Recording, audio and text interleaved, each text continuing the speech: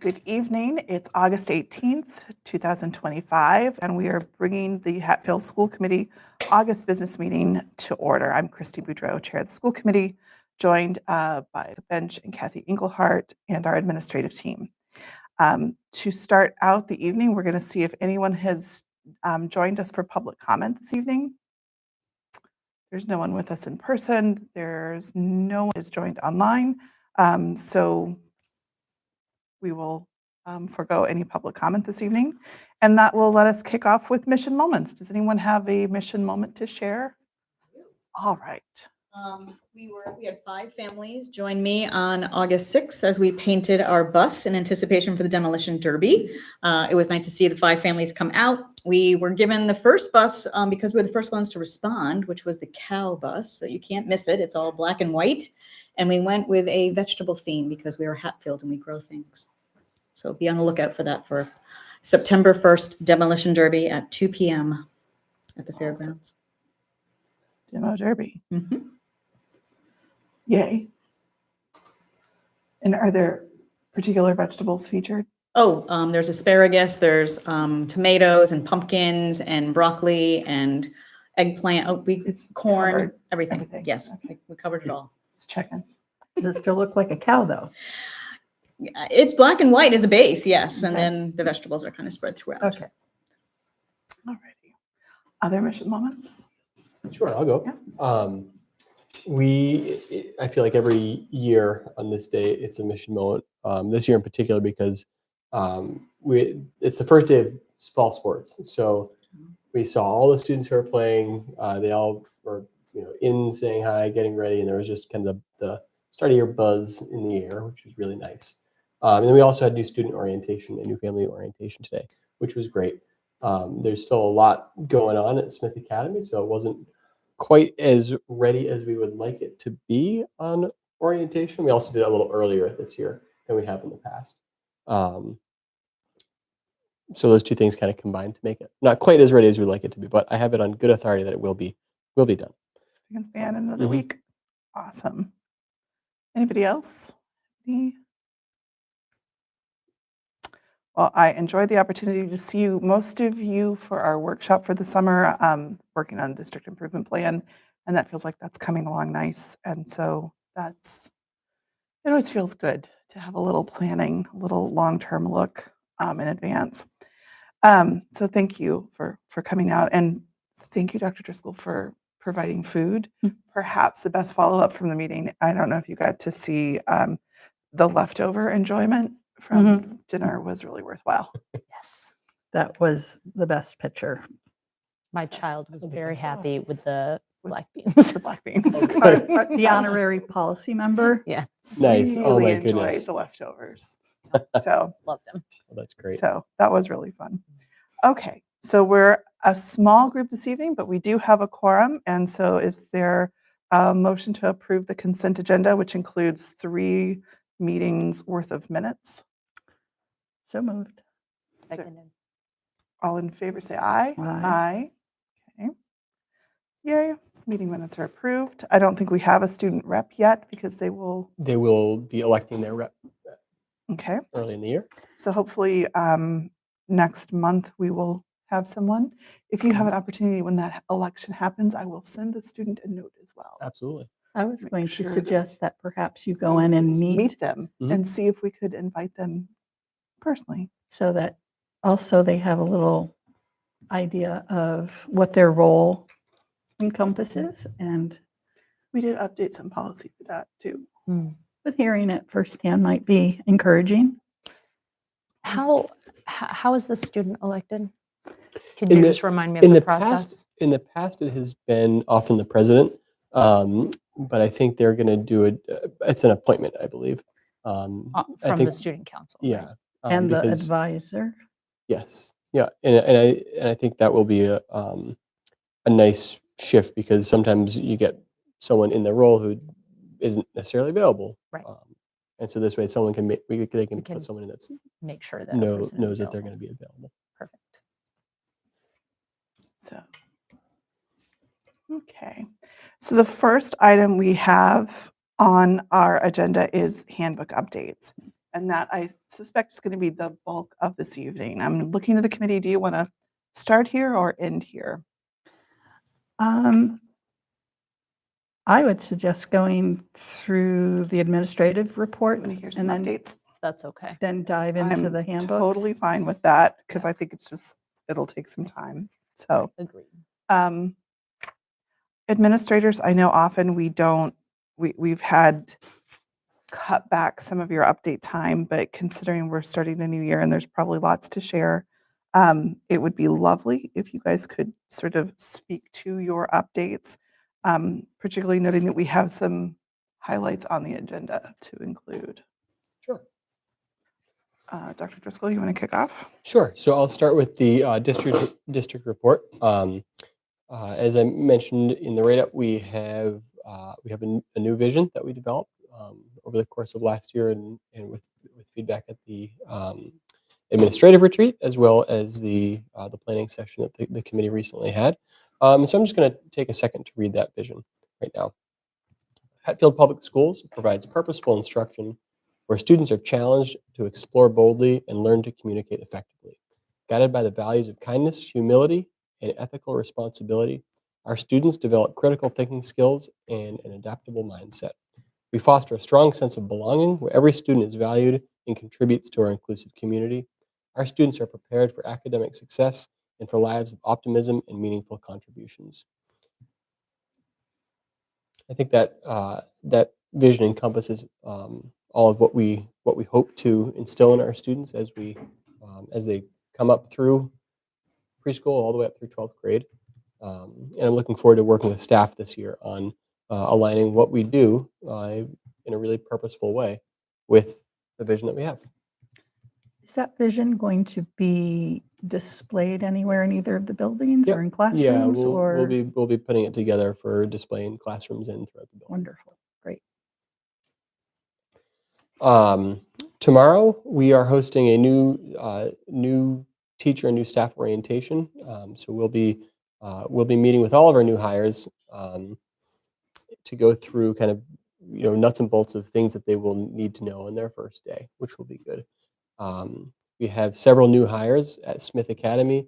We have Ivy Farr for English, Jessica McMillan for art. We have Ben Greenwood for math. We have Kim Tran moving up to Smith Academy for the PE role.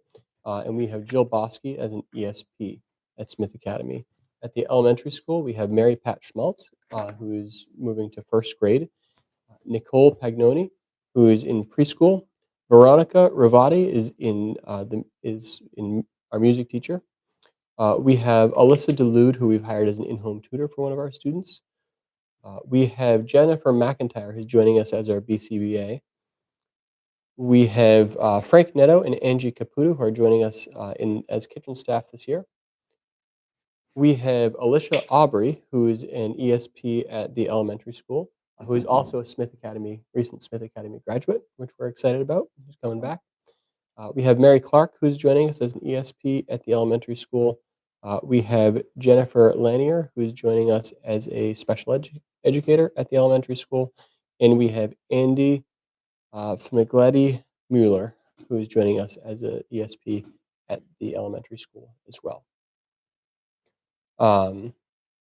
For Smith Academy, our updated enrollment, we are up 5 students from last year.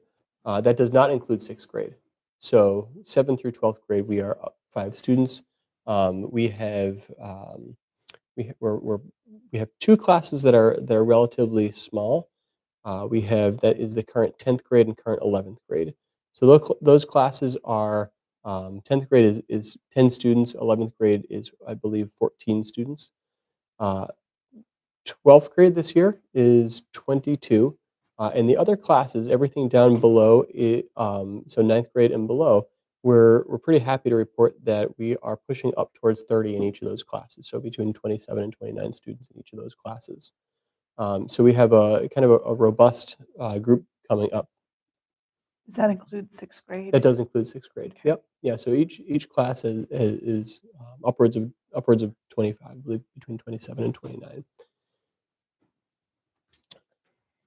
That's awesome. It is, yeah. And district-wide, I believe we're still up 10 or 11 students this year.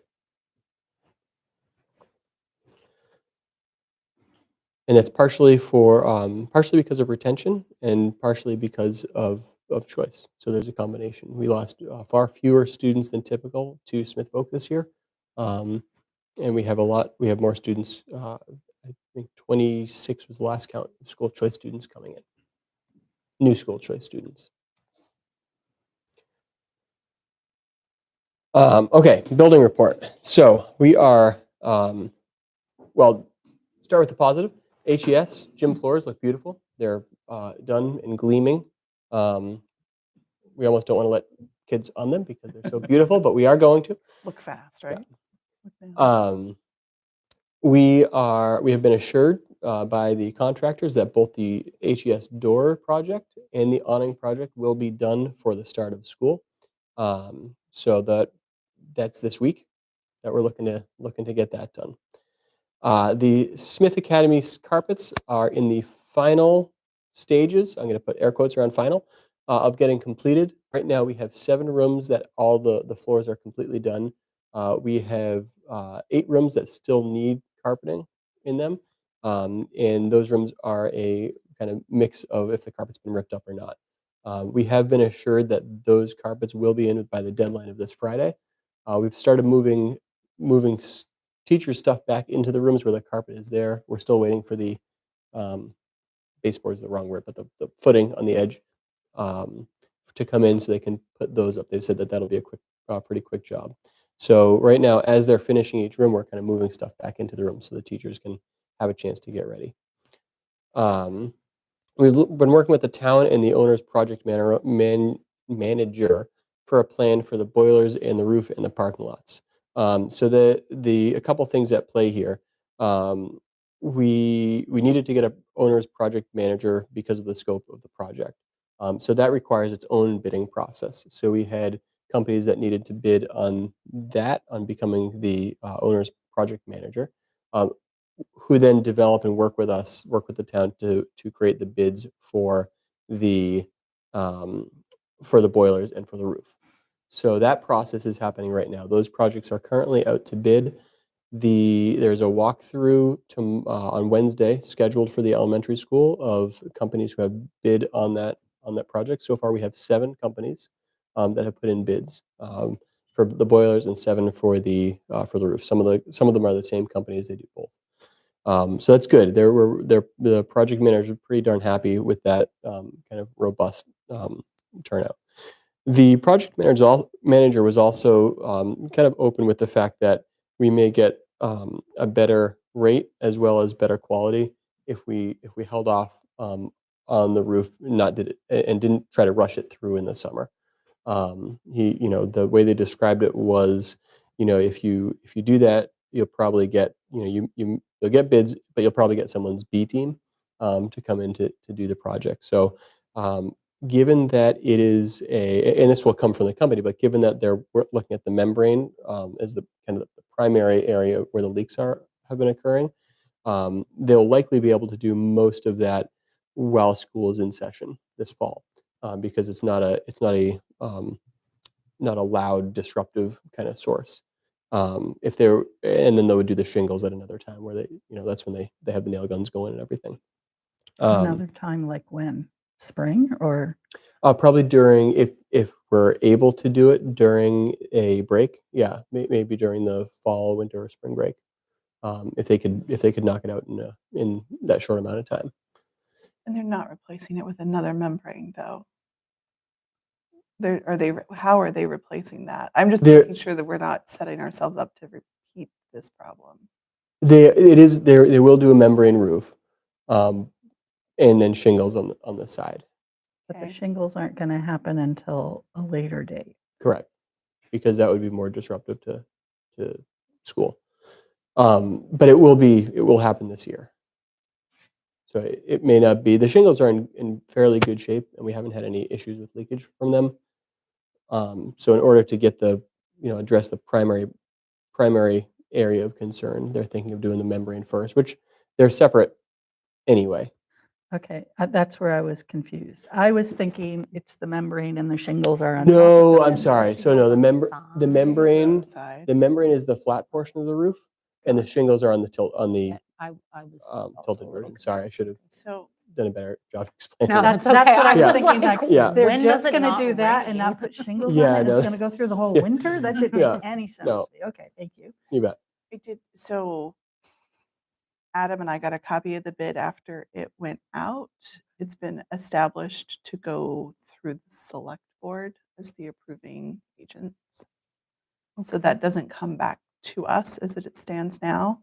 I did particularly look to make sure, and it is set that the roof would be ready for solar. That was really my primary entrance was just making sure that we don't go through all of the roofing and then find out when we want to put solar on it that there's Right. that Not the there right isn't going to be thing. compatible or it won't. It's going to take X thousands of dollars to set it up for that. So I hope as we go through, and I'm assuming town will keep you very abreast, Yes. that we're watching really closely, that it's ready for solar, as close to ready for solar as we can make it. Mhm. Because we really could use the energy savings. Mhm. So, And the other piece there that's related, it's separate but related to the roof project, is they are, under the recommendation of our DPW director and others, they're holding off on doing the parking lots until they bring the heavy equipment into the cranes and everything to do the roof, because that will wreck the new parking lot. And they understandably would like to not wreck the new parking lot. Are So they- that. Are they planning to do both parking lots at the same time, both schools? They are planning to do both parking lots, both schools, the full kind of the full area at Smith Academy, and I believe they're also planning to do Billings Way along with that too. because you get a better deal by Buying more. scope, so they Yeah. need to do them together. Buy more parking lot. Buy more parking lots, save money. Yeah. Okay. So like next summer. Not necessarily. It's got Yes. to be done within this fiscal year, doesn't it? Yeah, so I believe it'll go out to bid, and the way Marlo, who's our new DPW director, was talking to me, he would like to start that the day after students leave. The building of the parking lot. Yeah, because they're gonna Construction. mill it all the way down, and then repave it. Okay. We have another winter with these parking. Looks that way. But if the roof, we're not even going to be able to fully finish the roof before the winter. Right? Yeah. It's one we need to get ahead of to help townspeople understand the logic of it, because it's not going to feel good that they Right. just up So their much money. taxes to cover this work and it's not getting done. Right. And I mean, it looks like, if you're uninitiated to it, it looks like we're really just not feeling a sense of urgency, I agree. After complaining about it for so many years. that it's going to take a year to get done. Right. Yeah.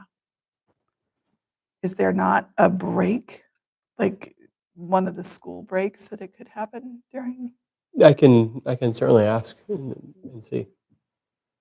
I think any amount earlier that we could do would be better. Yeah. Yes, it would. Yeah, like if the roof got done in February, by April, could they?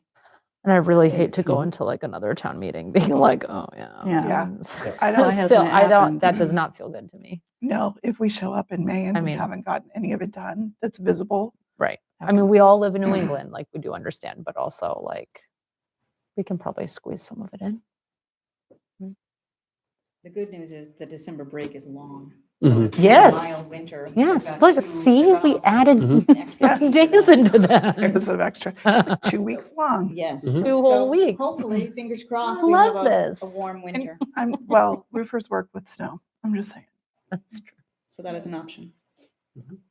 That would be wonderful. If I think could that would be happen. really great. But probably conversations with Marlo need to start now. Yeah. Yes. Oh, Yes, they I think so. they have. It sounds Well, like they're but to underway, this, but like to help him understand that we're Yeah. really looking to get ahead of that. And then other than that, we're looking forward to start the school year next week. Yeah. We have our annual girls' play date this Sunday. We had our new student orientation, new family orientation today. We have new staff orientation tomorrow, and we have our convocation and PD for 3 days starting next Monday. I think I sort of lumped most of the Smith Academy report into there as well. Yeah. I think so. Okay. Is there Exit any survey. information you can give us about the exit surveys, either with students or staff? Yeah. So students, primarily the big areas where we saw departure was really from kind of 6th to 7th, 5th to 6th grade, as well as through to Smith Folk. So we know why students go to Smith Folk. We had fewer this year choose to go there than we have in past years, which was nice. And the exit surveys for students going from leaving, who are going into upcoming 6th and upcoming 7th grades, were really primarily about bigger school. That was the common theme throughout. We had a number of students leaving for Frontier, some for JFK, or other larger districts. Did not hear much about the shift of 6th grade. Didn't hear that was a common factor for folks deciding to leave. I think maybe two families mentioned that, but not as the primary reason, as kind of another part to it. For staff that I spoke with, we had obviously we had a retirement at Smith Academy. We had a teacher who left the profession, who's just leaving teaching, going into OSHA compliance. We had a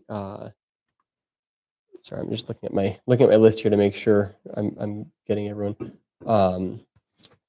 We had a teacher who left for the district where his took a job in the district where his kids go to school, and his wife is also a teacher, so the schedules align. And the pay, the salary was a contributing factor there too. Benefits, salary, etc. And we had our last teacher who departed at Smith Academy left to go move to Portland, Oregon. Who's still teaching, but in Portland, Oregon, and the commute was just too much for her. At the elementary school, I don't think we had any kind of like midsummer resignations. No. We did get one more resignation today, actually, that is not on this list. Our library tech has taken a full librarian position at another district. So we found out about that today and have posted the position. So we're hoping to fill that as soon as we can.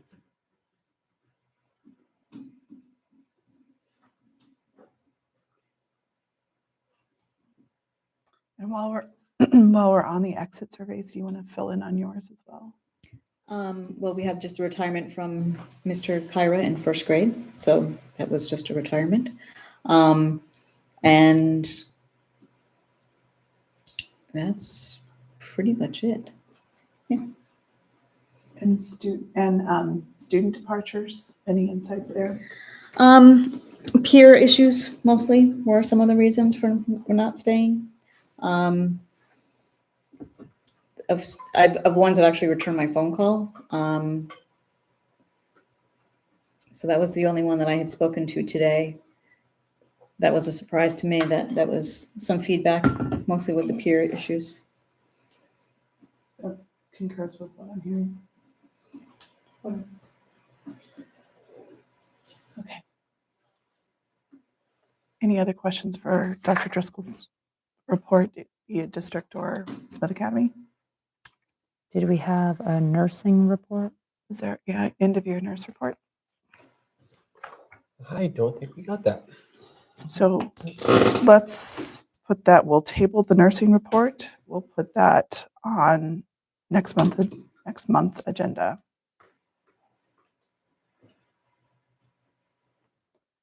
I will send a note to Nurse Jordan. Is there And then anything- lastly, we had asked for an update on bus routes and times. And I know I flagged this in one of the handbooks as well. So there is a link to the bus routes. Do we know if they're current? They should be. They didn't change much at the elementary level. They are pretty much set as far as the times that they, and the places that they start and stop. So we have definitely, I think if there's any updates to that, Michelle would have made them. But my understanding is that they are the same. Okay, so currently they don't have any times on them at all, which Oh, specific. I thought there they don't was. even have a window or a start. And if my kid was taking the bus and it was the first year that they were on the bus, that would be challenging because I wouldn't know when to get out there. Right. Yeah, typically what they've sent out in the past, and I'll look for I'll have to this go back and so we look. can send it out again. Is the bus company, they communicate with us and they ask folks to, they give us the start time of the Here's what it currently looks like. yeah, they give us the start it up there? time of the route, and they give us kind of the expected time where they get at school, and they say try to come out 5 minutes. roughly 5 to 10 minutes before if you're halfway through the route and the route takes 45 minutes, come out 10 minutes before that. Somebody brand new doesn't really. Right. Yeah, and so Also, don't they stop at kindergarten houses? they do. Mhm. Yeah, So, yeah, and they have those. They should have those addresses so that they will be able to stop there. but as far as like a time frame, Mhm. I thought I'll have to go look into that. Because I know that in the past we had there was like the first one will stop at, bus one starts at this time, at this stop, and then add 5 minutes to each of those. And then that will shorten as kids become more, the driver becomes more familiar Right. with the routes, the kids are out there. It should start to progressively get shorter and shorter, the times of the stops, because when I've ridden the bus, it literally is almost a minute per stop when I'm when I'm driving back, or even when I was being picked up. That was, again, after it had been established. But the initial times, as far as a gauge, yeah, we can definitely add that. Yeah, I think just even having that explanation on the Yeah. page Mhm. would be really helpful. Can I also ask, like, so I know that we do stop at the homes of kindergarten students. Like, what is the process for finding out which of those students are taking the bus? When we send out the paperwork to that, we ask parents if they're planning on having their The kids take the kindergarten? bus. Yep. Okay. Or if they're not, or if they have another alternate way of getting their student to up to school. And so then if they say yes, then Yes, that gets provided to the bus company, and Got then that gets and it added. gets And added. that's After happened that, already? it's the set schedule, the set route, so it's not an automatic after kindergarten. After kindergarten, they have to go to the closest stop, Hmm. but for kindergarten, they do pick up at their house. Well, if they live on King Street, they're set. There's a lot of them, stops. that's Like, true. Yeah. It's like, there couldn't have been a, And generally, if houses there's between them. if there's a safety concern, it's a very busy road, Right. and there's someone that lives on that road, they'll probably make a stop at that place. Right. So that someone doesn't have to, a student doesn't have to walk on that road. I was going to say, if there's a regular stop, a house or two away Mhm. from a kindergartner's house, couldn't we combine them I don't- We- at the kindergartner's not- house, you know? oh, if Oh. the stop of the. If the other people. So if if here's the regular stop, but now this year we have a new kindergartner 2 houses away. We can't make the kindergartner walk there, but could we have these people walk there so the bus driver doesn't have to stop here and then 2 driveways later? No? If that's a Gribco Yeah, question. we Oh, could all right. certainly ask But It that. may depend on if the house has safe space to Right. hold Mm. 5 or 6 kids who might be standing there. I don't know. Right.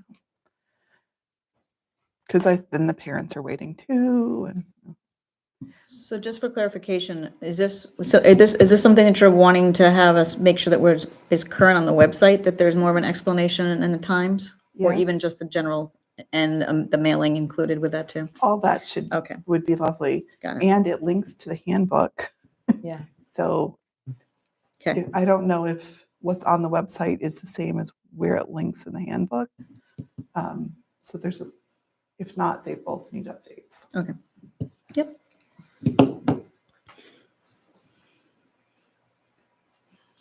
Okay. So other Hatfield Elementary news?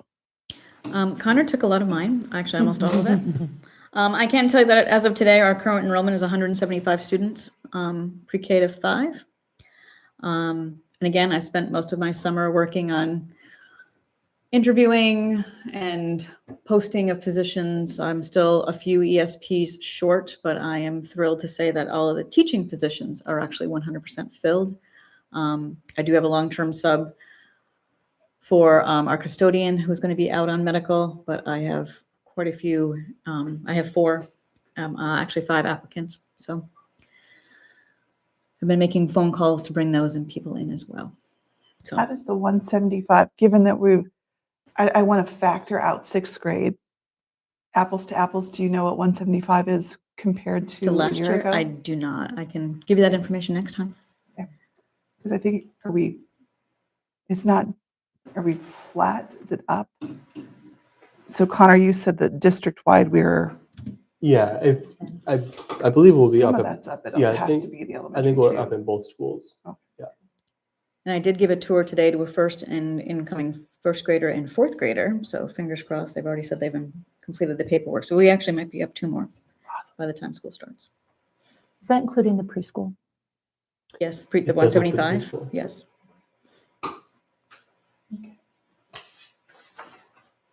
Other questions? We had on here an update on elementary band. Hmm. What do you know already about elementary band that you can share? I know that we are going to have an elementary band. Our music teacher is new to us, so therefore we had a conversation around band being offered this year to grade 5 students. It worked really well to have it done in the morning because Leah is going to be full-time at Smith Academy. This new hire will be responsible for the band and the concerts. So we felt it would be important to give her some time to get acclimated to both our school, to the students, and the timing of offering something in the morning. We're not sure how early, but eventually, if it's possible, we'd like to do 4th and 5th band at the elementary school. But 4th grade band won't be offered to start? No, not to start.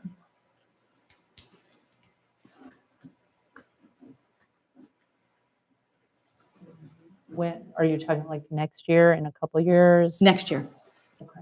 yes. What's tricky about the band teacher is we are sharing, her position is shared with another school.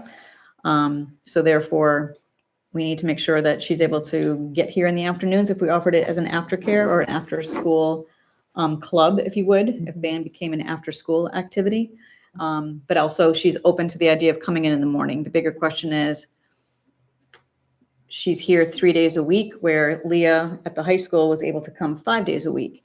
So will that impact the amount of practice, one-on-one attention that students would receive with just one person being responsible for band? I think that's part of the reason in thinking and talking with her about offering band was to start it small and easy, which was just 1 grade, just do 5th grade this year.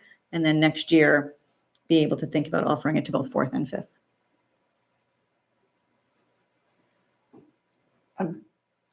Particularly like the idea of having it where it doesn't pull kids out of class.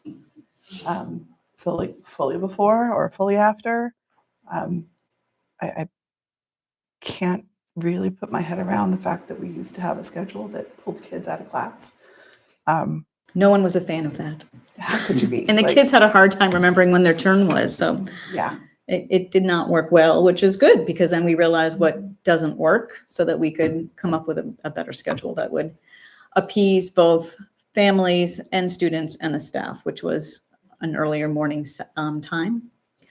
Kids get tired in the afternoons, but it's still an option possibly to do an afternoon band as well. So something to look into. Well, the upside is they will get practice for the timing of Smith Academy starts.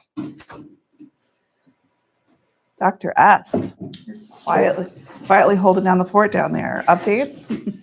So we're looking to be in a good position right now relevant to our teaching positions compared to last summer. We have 3 full-time elementary teachers, special ed certified. Can we just stop and just be like, Yeah. just thankful for that for a minute? Mhm. That's Indeed. fantastic. Indeed. Also probably rap on the wooden table down there. So also we have our physical therapist. We're still contracted with ProCare Health to supply that service. We're moving forward with that. We do have a vendor who's actually going to be supplying kind of a holding program. I hate to say holding program. It really is a program so that we can supply services to a student at Smith while they're awaiting placement. And we have no kind of real timeline for when that placement might actually happen.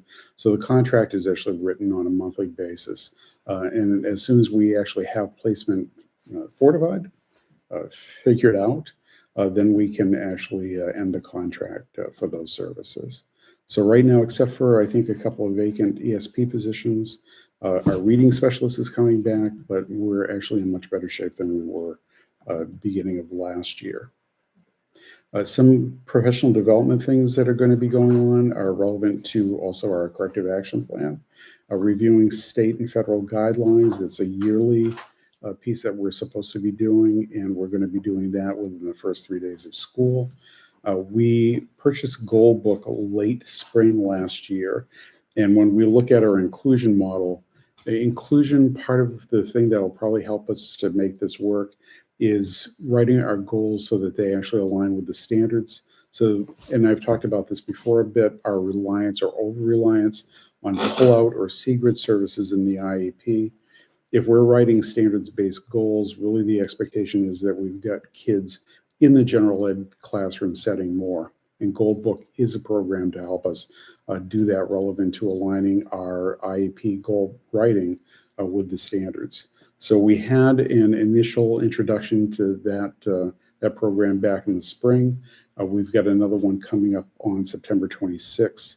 And then, of course, besides reinforcing folks that have already gone through that, new staff will go through that as well. And that'll be a small group because it really is just a license for the special ed teachers. And we're also looking at the vendor that I used for last year. He and I have been talking about doing additional inclusion training throughout the year.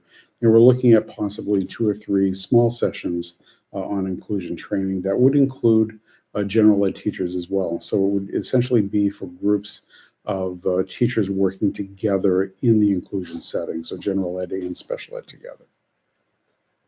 Do we have training scheduled for our ESPs already? We were talking about that a bit with our PD schedule, but I could not give you specific details right now. Questions?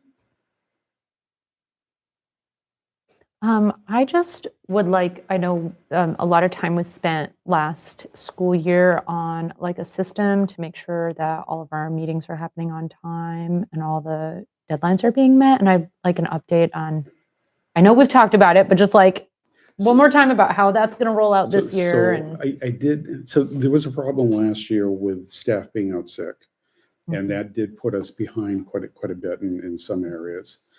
So I would just very clearly say from February on, it was playing catch up with the meetings that were delayed. The tracking form that I do mention in my report hasn't really changed that much. I have added another level of monitoring, which I'm taking on to help try to keep it on track.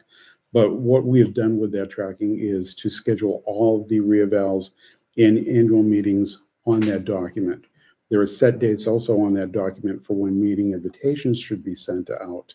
and when IEPs. So we have expanded the document a little bit more to help with compliance in other areas. If we have a reevaluation meeting versus an annual meeting, there are differences in when the IEPs have to be done. And the state did update that process and give us notification of that back in the spring. So they've kind of like shortened it on the annual end. So we're really looking at 5 days instead of 10 days.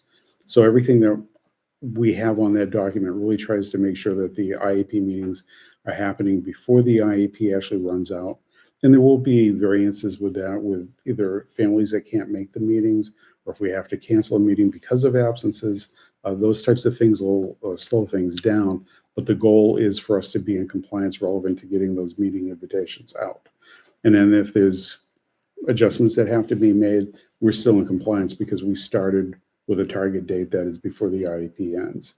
I also have a goal of getting the IEP meetings done before the end of May. So we're not going like we did last year, kind of having meetings right up until almost the last day of school.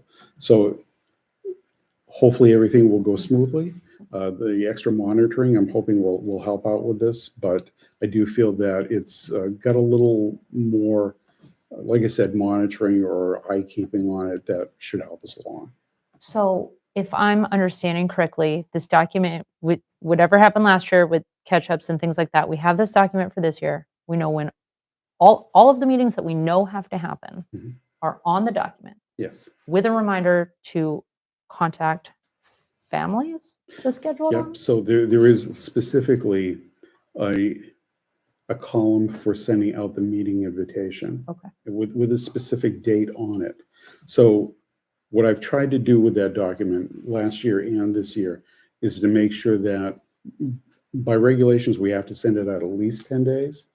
And I'm looking at sending out more than 10 days before the meeting actually takes place. I think if we know, go ahead. I'm just going to, what would be the downside of setting those meetings months in Like advance? now. Yeah. Well, truthfully, I was thinking of that we could do like just, what I tried to do with the document is send everything out pretty much 1 to 2 dates near the beginning of the month. So there could be some meetings that folks receive an invitation, could be 3 or 4 weeks in advance. But there is no reason why we couldn't do something like that. We know what all the dates are. We could send to families, this is our target date for actually holding your IEP meeting. So like, if I can speak to myself and my family, I'm scheduled 3 or 4 months in advance. Sure. Constantly, Yeah. you know, and I think most of the families in our district are working families. So if we know when those times are, I don't think there's a reason to Yeah. wait too much. And I'm assuming this also means you got to set those meetings out throughout the year so that they're not congested. Right. I echo that. I know a lot of families who like their schedules fill out like months in advance, Yeah. sometimes 6 months in advance. And I also think, like, for what it's worth, I mean, have you tried to call the dentist lately? Like, you know, like all meetings are scheduling out Yeah. so far in advance. I don't think it would be unusual for us to No. do a thing like We that. leave the dentist and we already have our next one, either 6 months out or whatever it is. I just think it might be easier for families, but also for our staff to just have them solidly on the calendar. That is the other thing. We are sharing this sheet with the staff at the Great. beginning of the year. But we can definitely look at sending out everything in advance to parents and say, you know, this is when you should be expecting that we're mailing out your invitation on this date and we're shooting for this date for the actual meeting. And I do have to say a couple different things that we're trying to also do.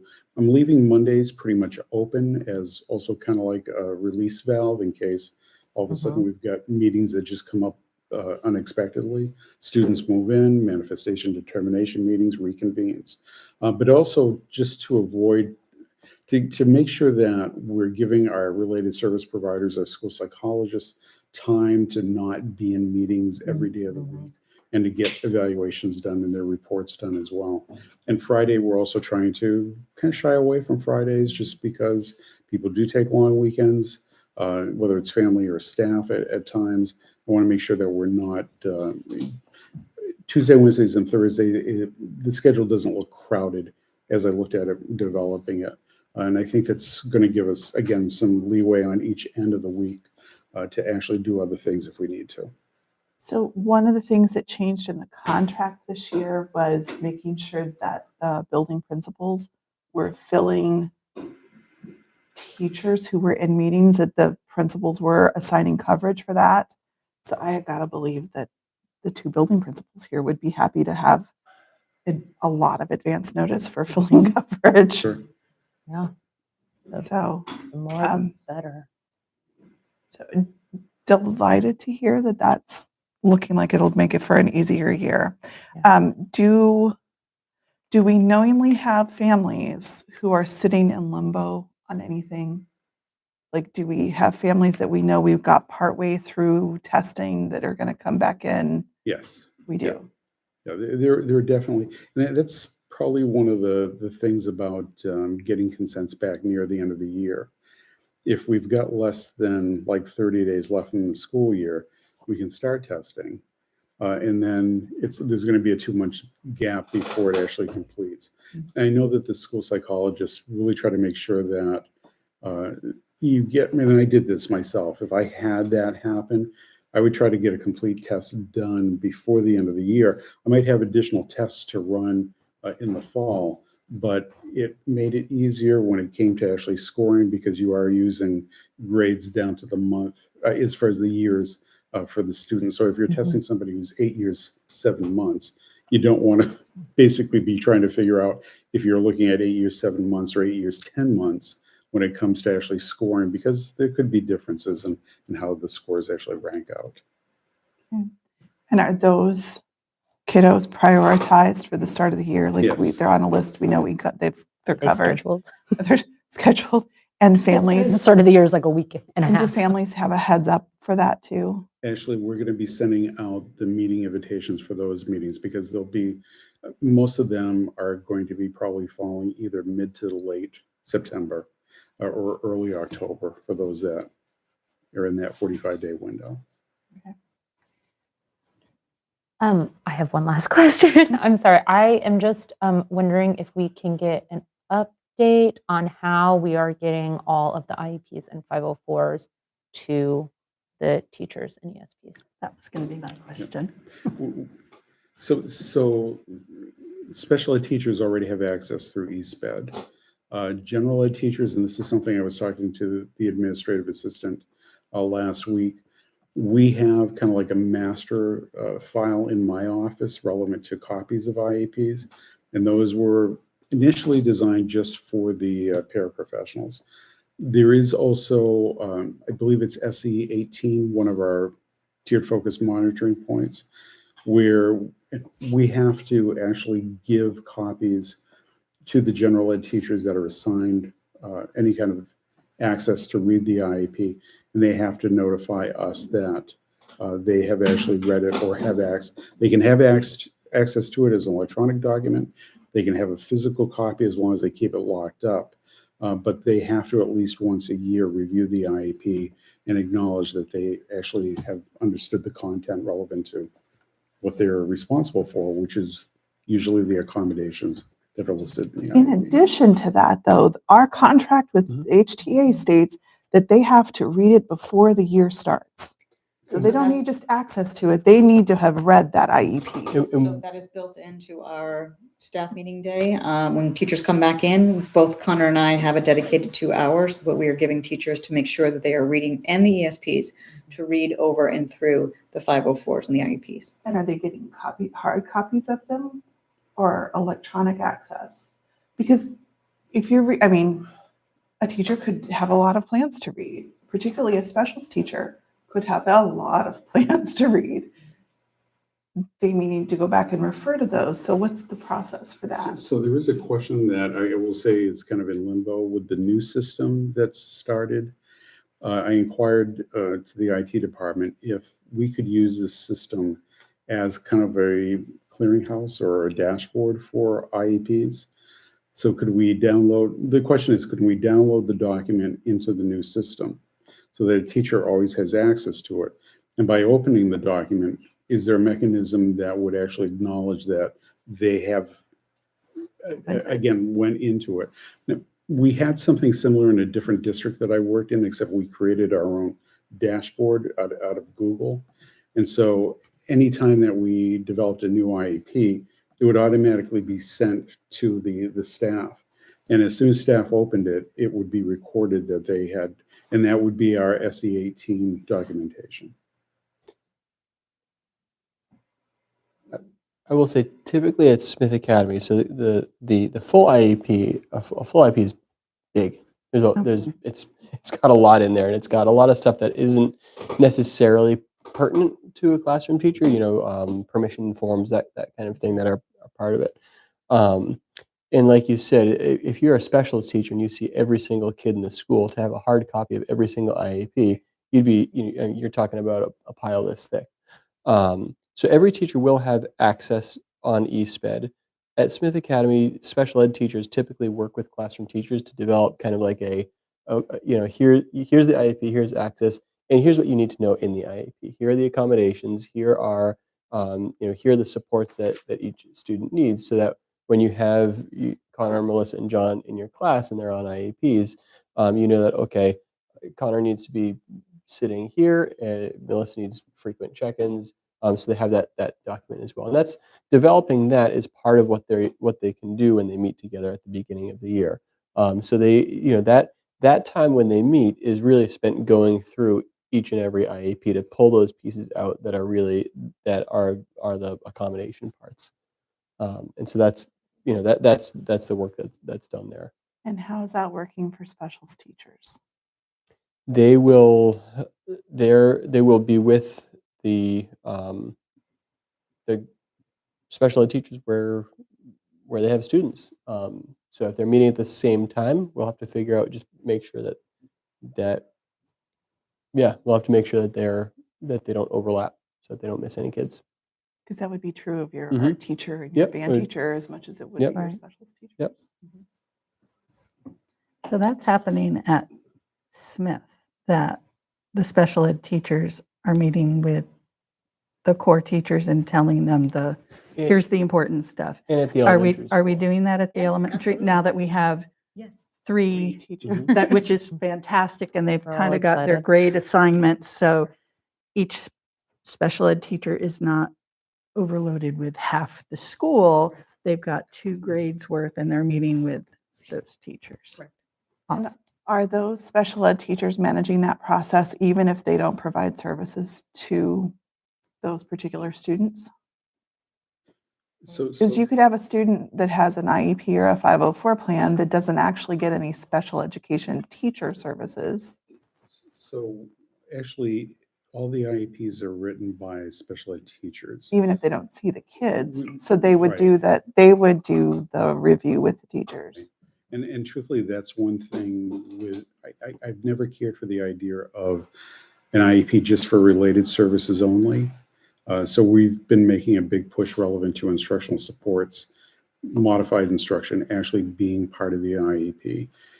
Related services could supply services under a 504 if there's no modification to the curriculum.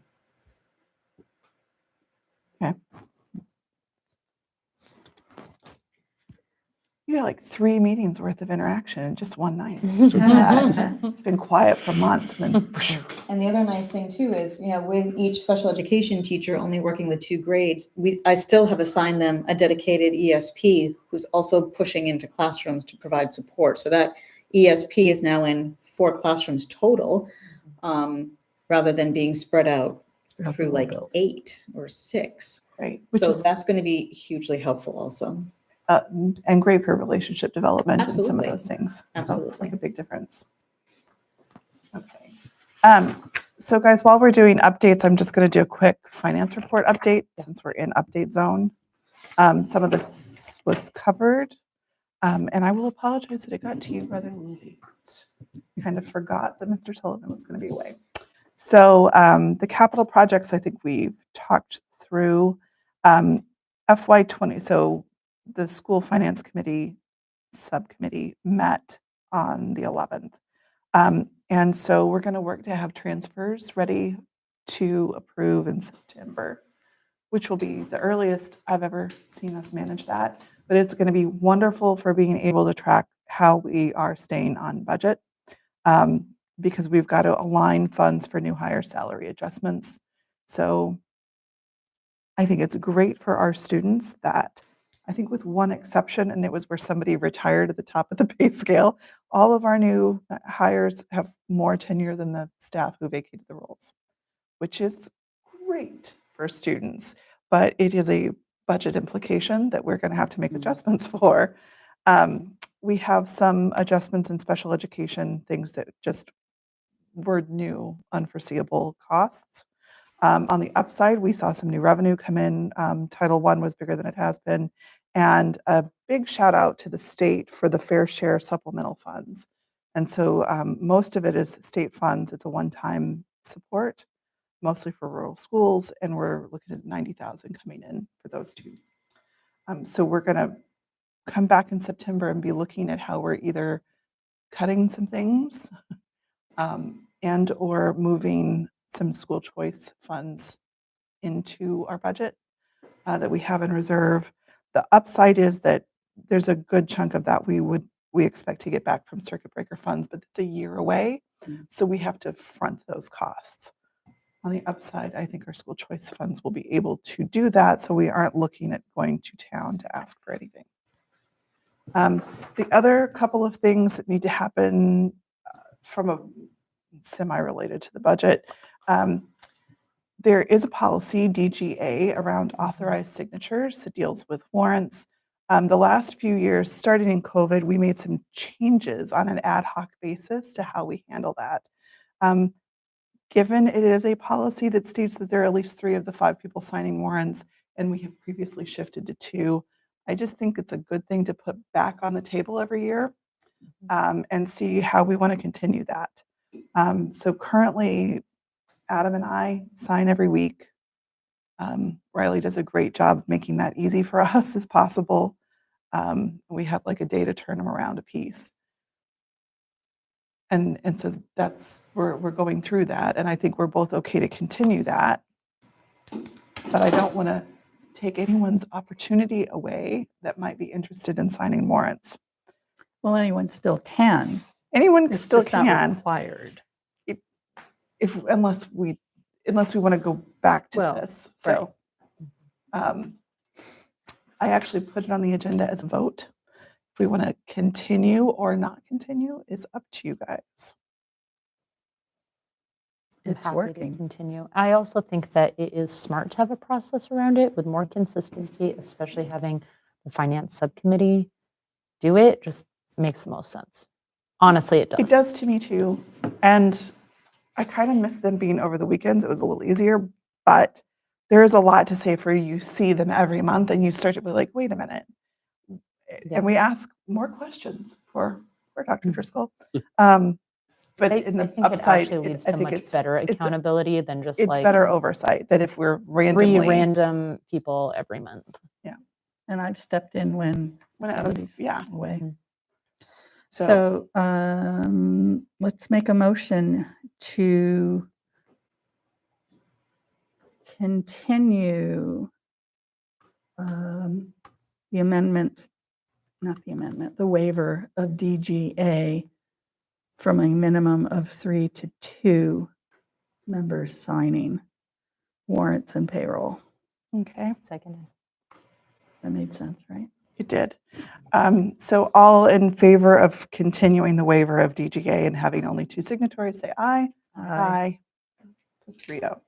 Okay. The other thing I discovered going through policies this year, because I was just trying to catch something else, was policy JJF, student activity accounts. And that apparently annually, prior to the start of each year, hence tonight's agenda, we need to vote to establish or change the maximum balance that may be on deposit in each student activity checking account. So if anyone is interested in making a change to that, do you have any insights on the student activity account funds that you want to share? No. Okay. I don't. So if balances start to exceed 25,000, which does anything exceed that I mean, the balance. entire student enti- activity will, but Yes, not but each, not not any each line item. Yeah. I don't think anything does. Yeah. Then we could call for an audit, but so are we, would anyone like to make a motion that we continue as is? So moved. Okay. I'll second that. All in favor? Aye. Aye. Any opposed? Any abstentions? I don't hear all the ayes. Just Oh, checking. no, Okay, yes, it's fine. Mhm. so just due diligence. You think we don't read your policy work? Okay, And the policy report can be tabled. the policy report is so tabled. And the last little bit of housekeeping is fall sports co-ops. What do we have? Really, we have three. We have co-op with Smith Vote for field hockey, where they come to us. I believe it's also with Hopkins. So we have that co-op. We also have Frontier, where our students are eligible to play golf with Frontier. And we are, Mr. Duncan was reaching out to Pioneer Valley Chinese Immersion to see if they had soccer players who were interested, because we learned recently that they were not able to field a soccer team this year. And we are right at the cusp where it might be wonderful if we had like 3 or 4 more players on each team. So And we could offer that both for middle school and high school if we're fielding a middle school team. So you said both Voc and Hopkins would have players coming to us for field hockey. Yeah, we're the field hockey host. And potentially coming to us from the Pioneer Valley For soccer. Chinese Immersion School for soccer, but golf would be going to Frontier. Yes. Yeah, so we're sending for golf. Okay. Make a motion to approve those fall sports co-ops. A second? okay, all in favor? Aye. Aye. Any opposed? Great. It's great that we So- can give our kids that Yes, it is. opportunity and the other students from other schools. Okay. So with that, we get the rest of the evening just to talk about handbooks. Yay. I brought a snack just in case. Melissa probably lost sleep on vacation thinking about this opportunity, excitement to come talk about handbooks. With anticipation. Yes. So starting with, the agenda has Smith Academy up first. Sure.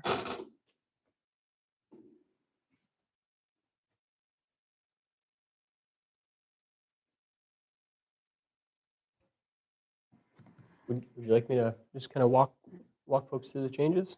I think we may have other things beyond just the Yep. changes. So how do you have your notes? Chronological. Okay. So I'm scrolling for my first My one. first thing is in the letter on the first page. Well, let's start there. It's just a Seems like question. the place to start. It's a question Mhm. that just kind of struck me, how you ended your very nice letter. You said, "This year, more than any other, we need to be united in support of all our students." And I wasn't sure how to take that. Like, why this year? Was something special about this year or different or more than any other, like we weren't united before? Like, I didn't know what your intent was with that language. I have a slightly embarrassing admission. Is that I have tweaked this letter since I started and since I inherited it the year following COVID. Hmm. So I believe that this is a carryover from the year following COVID. Okay. After a particularly divisive time. Okay. So that can be a tweak that I change. And I feel It just worried me that, Mhm. like, why? Well, what happened? Like, it just seemed very, Foreboding. yeah. I just wanted to kind of check in.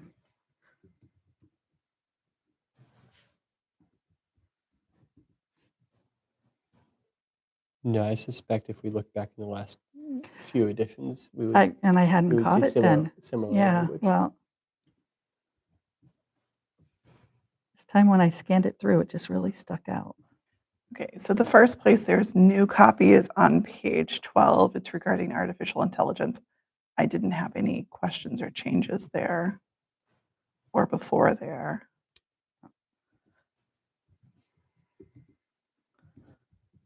And the state has just, hot off the presses, sent some policy guidance for AI I policy. did Didn't- see that. I was you like, know, oh, class. I didn't read your email today, but there was something last week that Yeah. said they weren't going to. Yeah, Yes, no, they- because I saw that. I yeah. was Yeah. like, well, Yeah. yeah, written in today. Yeah, no. They were like, they may "Oh, have got some Desi. feedback on that. Here's some guidance. Yeah. So we have So- to adjust it. Is this Well, I we'll don't think take we a have look and to we'll, adjust we'll it. see. Yeah. Okay. I suspect that what we have will probably align with what they're. Truthfully, that came today, and I haven't had a chance to. Really Desi I haven't read it either. also, it wasn't like, because I did look at it and it, I think we're fine. Okay. Desi also was like, and we have a 5-year plan for investigating AI. And I was like, I don't think we need to 5-year. emergently change our handbook. in 5 years? It will be something completely Also, different. I know, Yes, Like, I five was what years is like, for that? AI is probably going We to need be. like a 5 months ago plan for AI, but okay. Wow. That's fine. I'm sorry, Christy. No, no, no. Are we still I am scrolling down? slow scrolling through to find, just to like come across. The next place I had questions was page 16. Mhm. Anything before page 16? No. I'm double checking, but I don't Okay. believe I did. Dr. Driscoll, Mhm. like I'm a 6th grader, walk me through this chart. It's Page actually 16. less confusing here than it is. It comes up again later. Oh, yeah. So there's sections and there's semesters, and somehow there's more points in the first semester than the all year. And I don't understand what this example is showing. Okay. So, So,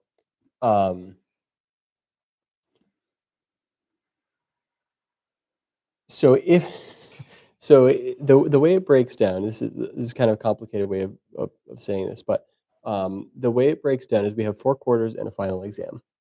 So for final weighted averages at the end of the year, you take 22.5% of your first and second quarter, 22.5% of your third and fourth quarter, and 10% of the final exam. That's FEX's final exam I figured that um, one.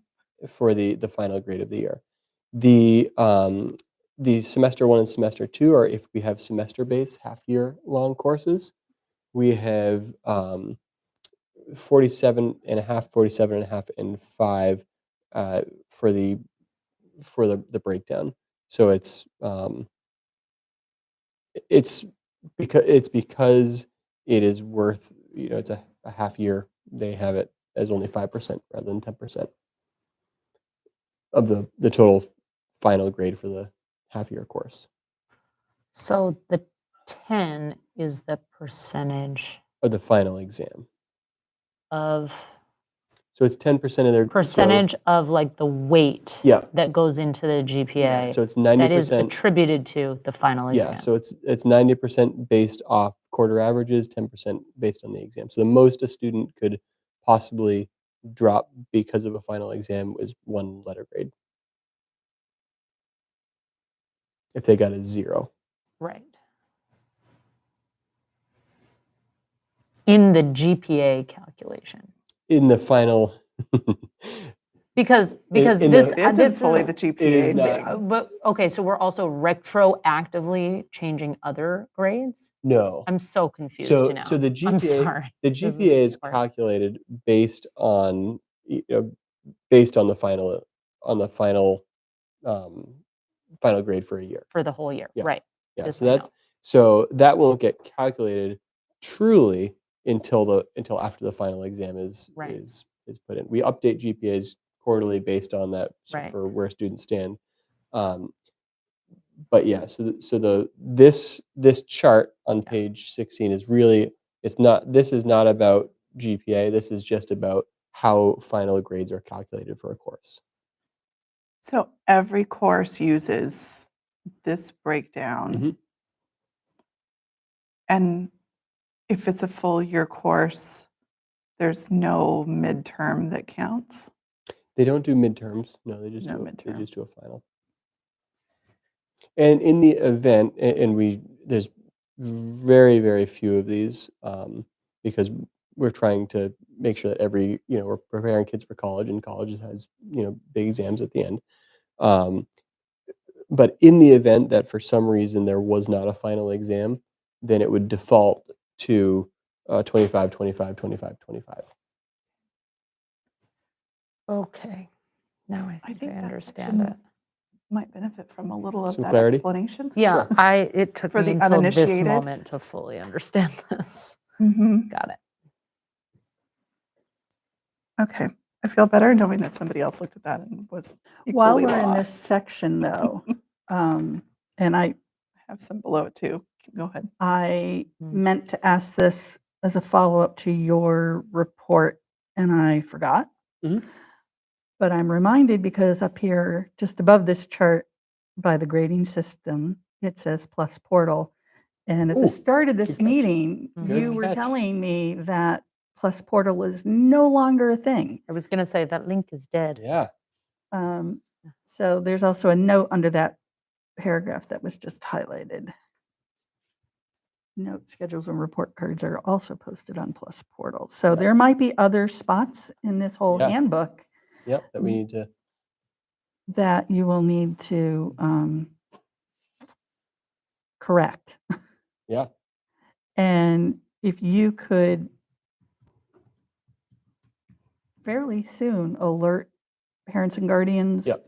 about the switchover, because Mm-hmm. this came up Yes. because I logged into Plus Portal tonight. Haley wanted to know if it was up who her homeroom teacher was, and I'm like, it's not working. Yeah. So Plus Portal is not the reason we haven't sent things out to parents yet. It just so everyone's aware, and I can send this out to parents and guardians too. The reason we haven't sent it out widely is because we need to train teachers on it first. Because if someone logs in to check things and they have questions, and we don't have teachers trained, that we can't address it.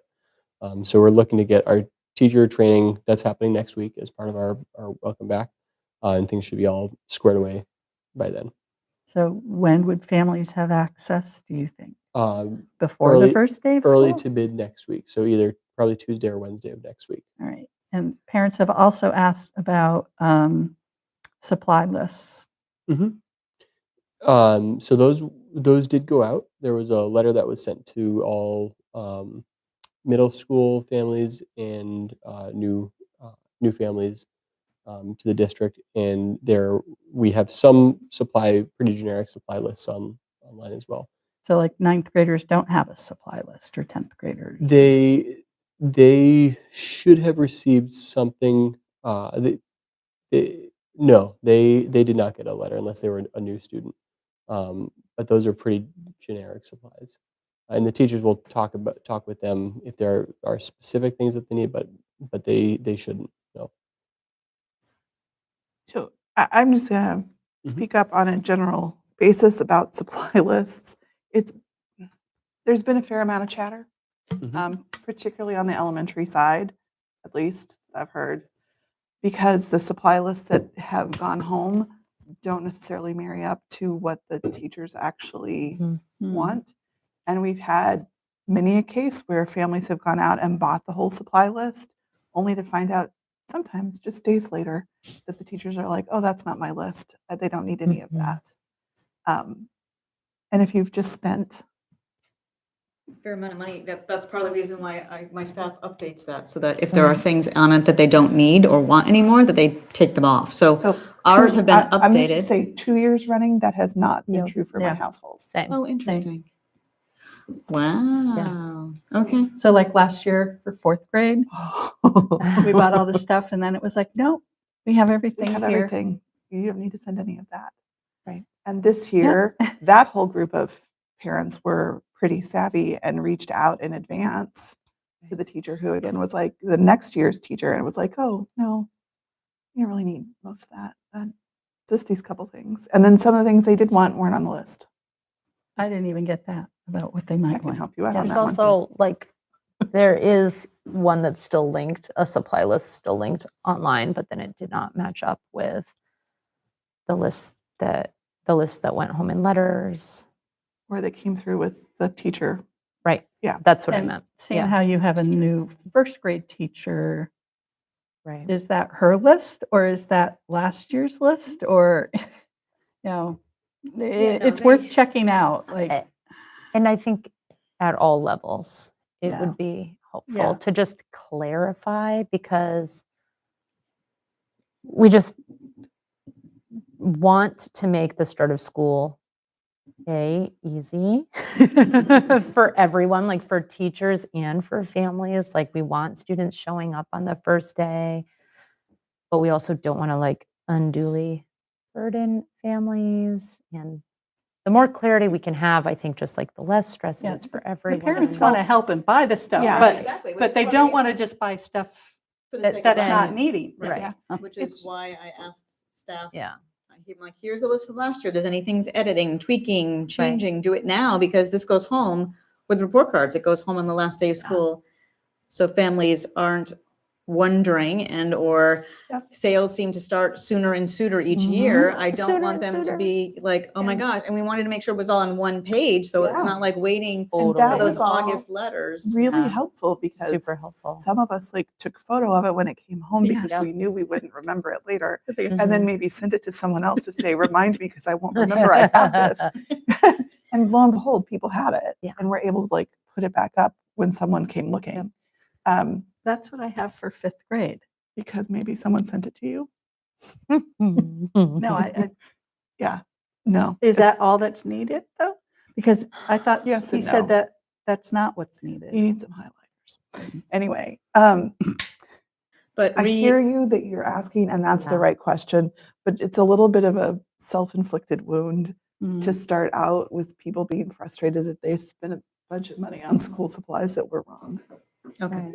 Or didn't have the Or correct list, and then everything is sold out. Mhm. Or Which- feel really badly because they're giving their kids the wrong thing, or like whatever. Like, And that's something we can tweak how we do at the end of the year. I know that it's on the end of year sign out where teachers Mm. have to get their supply list, if, and if there's any Mhm. changes, and we can.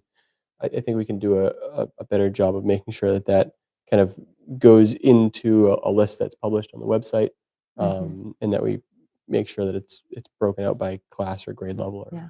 however I it will works. say that I felt the middle school team did a really nice job in their letter. Mhm. And then also had a section of their website with different ways you could consider doing the supplies, which was actually kind of nice. Yep, they've done a some nice job with ways. that. Mm.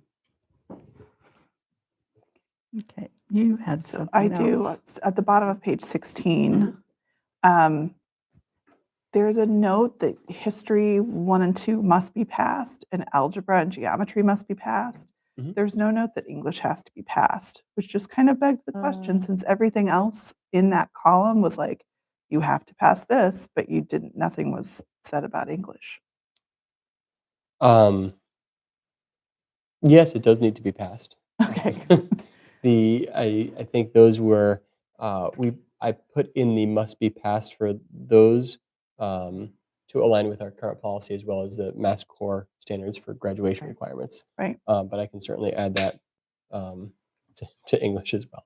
Just so no one is confused. Yep. Just a little, I have some formatting stuff there, but Mhm. there's a section missed work on page 17. Mhm. If Yeah. the absence is unexcused. Yep. And there's no notification, it just sounds in conflict with itself. Because we just said, Yeah.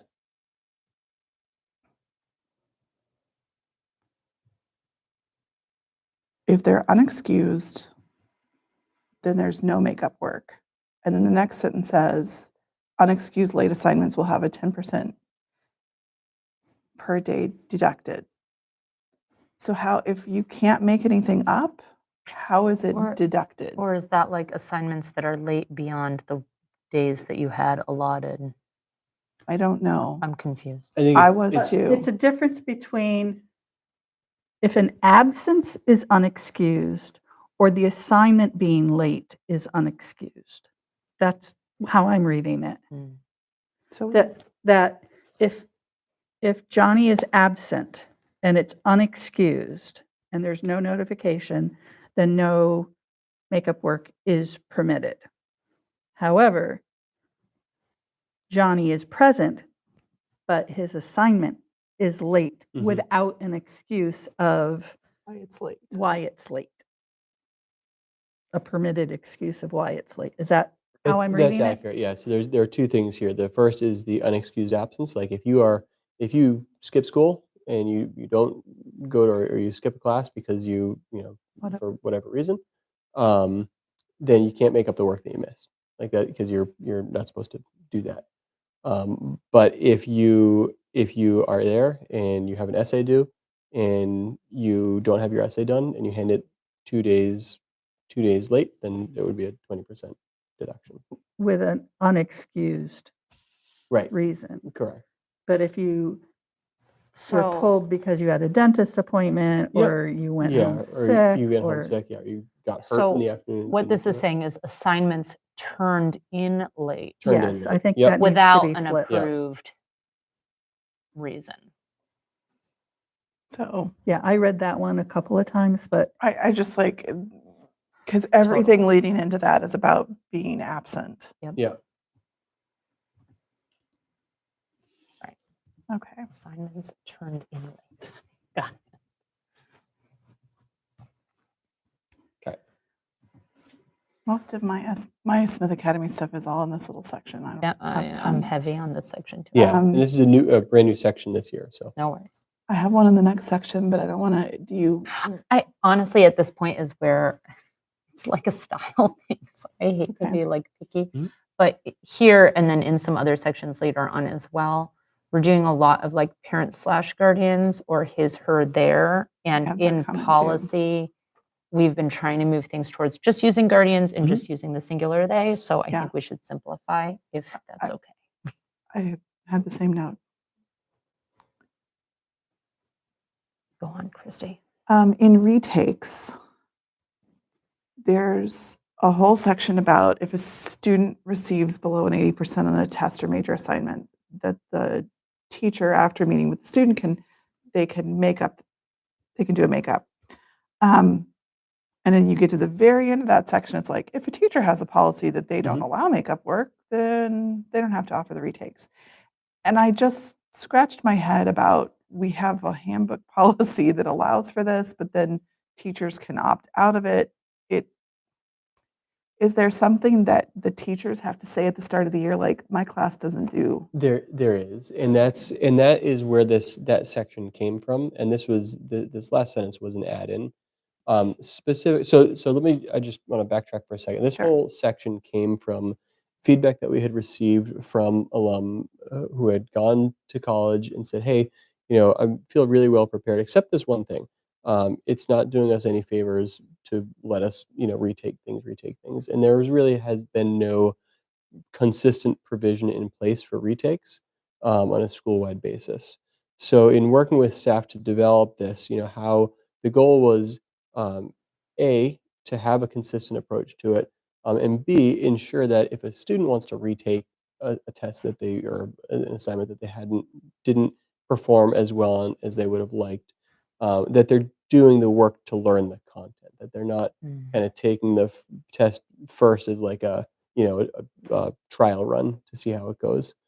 Um, a couple things that came up. So one is from teachers who had a policy that they don't allow makeup work. This is primarily for teachers of AP courses, teachers of some of the VSU courses that may, there may be kind of a prohibition against retakes in those cases.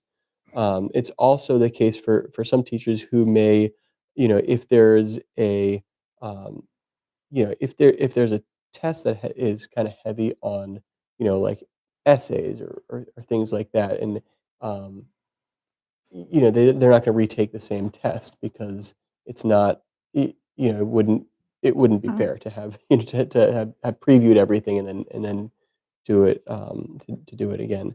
And so this provision's in there for that case.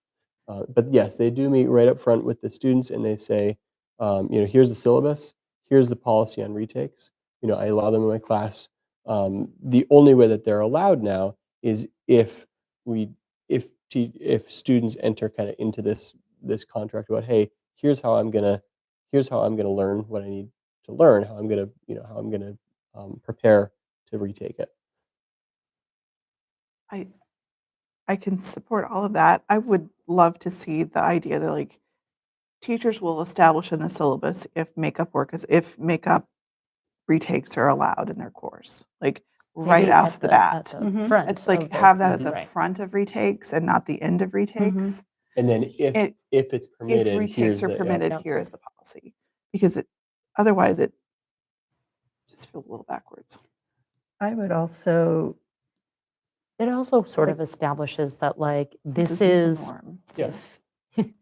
At the grace of This- your this teacher. is- Right. Yeah, I a think gift. that, It I makes think- the I think teacher that's the great. good this guy isn't as like an opposed to somebody a expectation bad and some guy. people are mean. could we It's like, change contract to agreement? Mhm. Um, true. Minors can't enter Agreement into contract. sounds friendlier Mhm. in a way, but also, yes, Legally appropriate too. minors can't sign a contract and you don't Yeah. have the guardians signing it. You only have that a copy goes to them. Yep, So if we can just call it an agreement, it sounds absolutely. more congenial with the kids of, we're going to agree to do this together. Mm.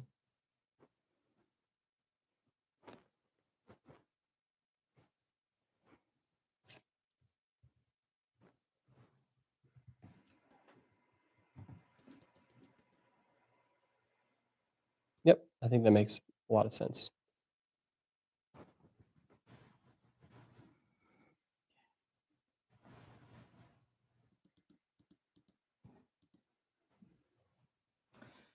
So when we got into page 19, anybody else have anything No, else there? I'm good to continue on. 19, yeah. We have Smith College and dual enrollment. We Mhm. have AP stuff, but I didn't see any update on the concurrent enrollment. Yeah, Oh my goodness. There's- I flagged that as well. Mm, mhm. Oh, I have that section I can plop right in here.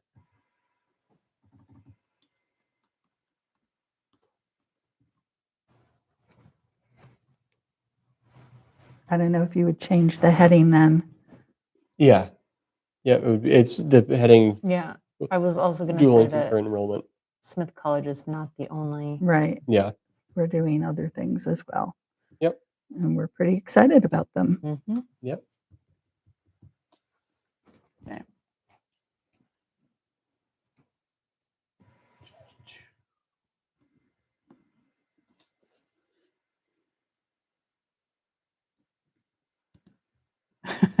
Then we get back to the chart as it shows up again on page 22. So Yeah, here it knowing is. what I've now learned, Yeah. now we get into quarters. So this is all of this is about one class, basically. Well, it's representative of different classes. This actually has 3 classes, this chart. So it's But got, one if it's all year, one if it's a semester based, and one if it's a quarter based. yes, yeah, so it's, oh, It could be 3 different charts. There's something. There's just visually, it's anyway. Whatever explanation you add to the yep. first well, one, will come back Include it here. here, Yep. please.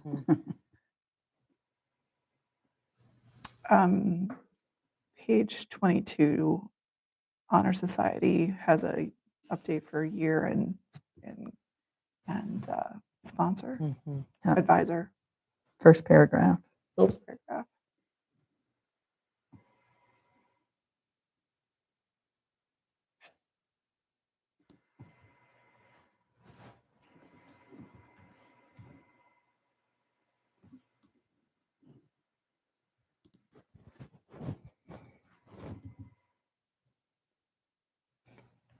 Maybe we Okay. can also Why take am I out suggesting? the line under service about during COVID, students are encouraged to complete their community service Oh, virtually. yes. Who's that? Page 23. There were a couple other COVID things in here. This is what I happens when you missed that have a one. 70-page document. I will highlight it on Last the sentence. copy. Of service.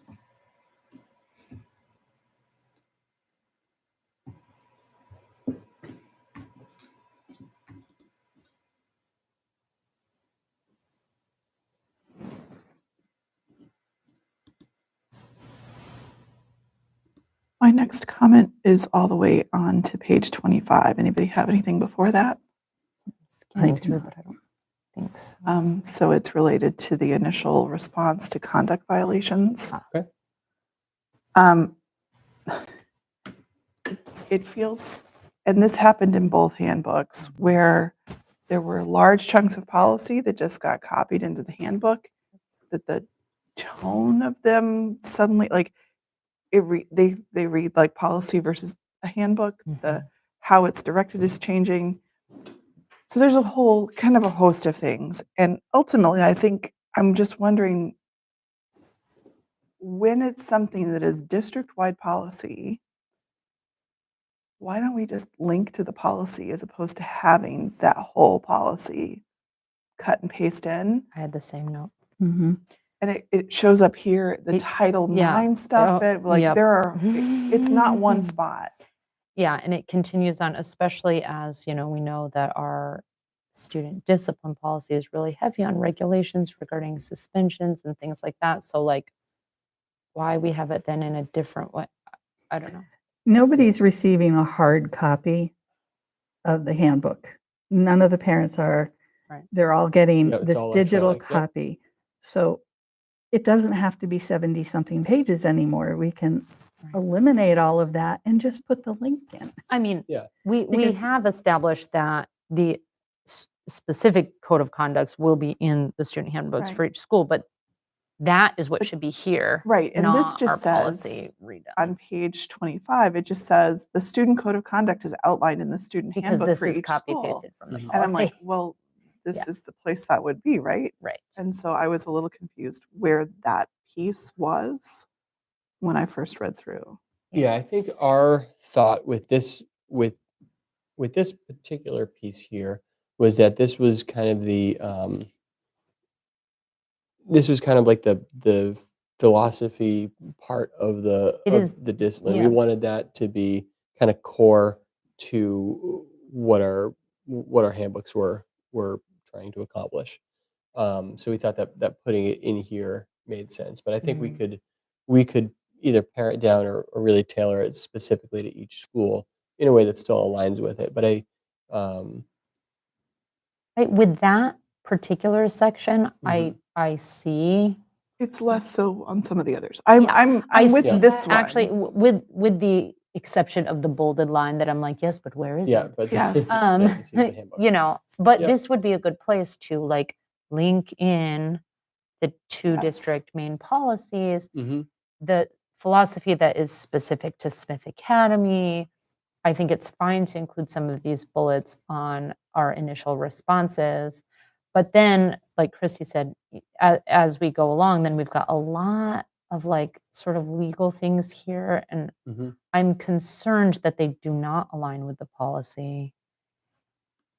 And so I think whenever possible, if we don't have to duplicate things, we should not. Just, and then it's in one spot. Because the next time it's updated, it's in Then if one we have a spot. conflict, yes, between Yeah. the handbook and the district policy, that becomes really challenging. Perfect. Yep. And Uh, then it can be shorter. Yeah. Yeah. So everyone is happier. When we get into page 26 and it's talking about detentions Mhm. and Mm. whatnot, there's a lot of conversation in this section about the principal. And I'm wondering if you want to make sure that you have a designee Yeah. possible, because I think that aligns with the policy. Mm. It sets you up better if there's Yep. on a host of fronts. Sure does. Right. Um, there's a section that's talking about computer misuse and it says see above, and I couldn't figure out what the above was relative to computer misuse. I think there used to be another section there that isn't there anymore, is my guess. Which, what page are you on? I'm still on 26. 26, So number when it gets one. into the numbered, Yeah, it's number one. it says see above.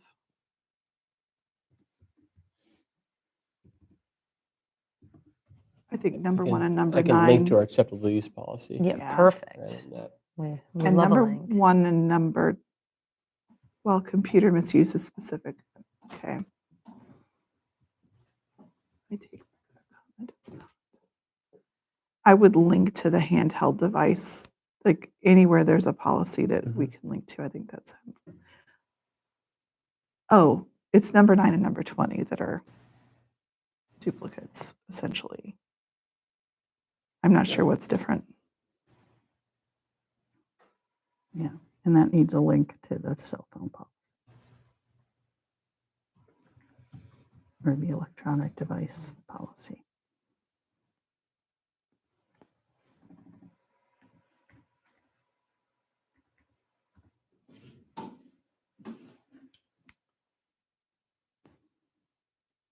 And then when that section gets updated, much of that's good. There's pieces of that that are going to fall below. There's examples that come down below them. On page 27. On page 27, examples of behavior that may result in internal suspension include number 2 is unacceptable student conduct, verbal or physical. Is that clear? No.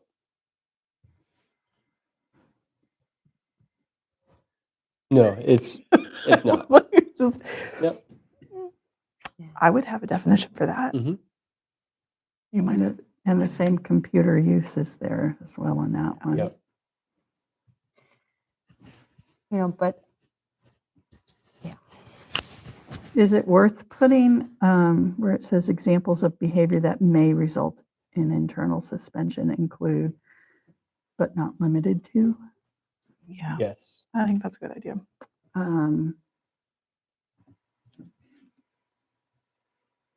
Same with the one above for detentions. right. I mean, because that list isn't necessarily exhaustive, yeah. everything.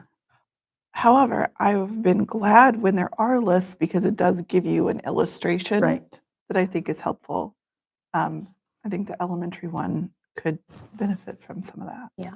I think I do appreciate that there are some sort of like tangible examples in here.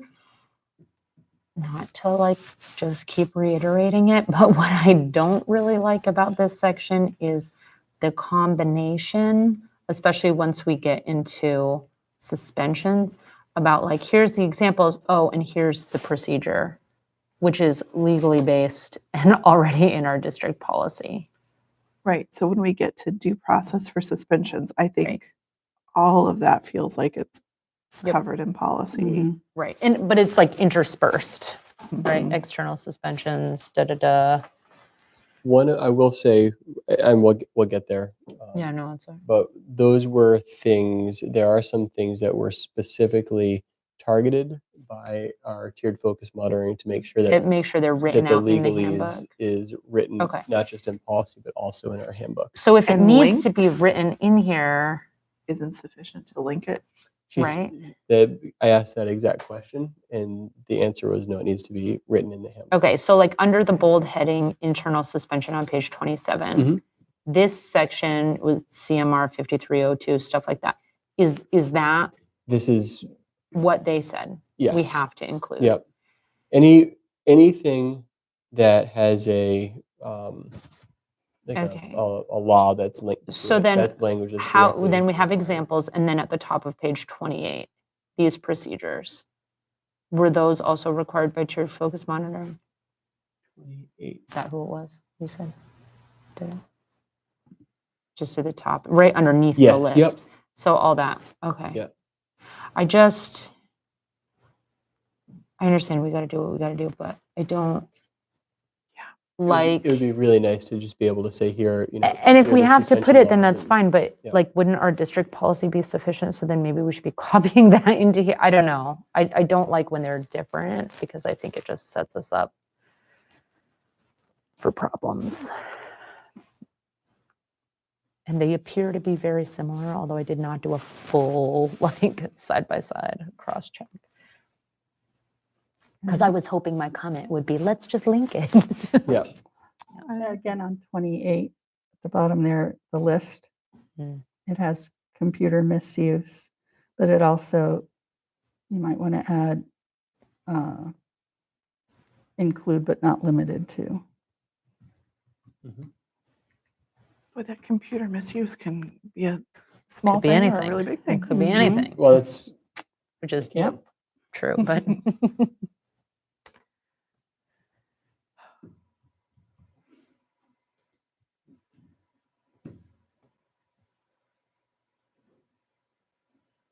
The due process for suspensions, is that something we have to call out? it is. Okay. Yep. If we have to have it in here, can this, the tone of some of this started to shift, the placement of a child. yeah. If we're going to use acronyms, LEA, if we can spell it out the first time, I'm sorry, which page are we on? page 29, sorry. 29. Got it. Okay. Going the wrong way.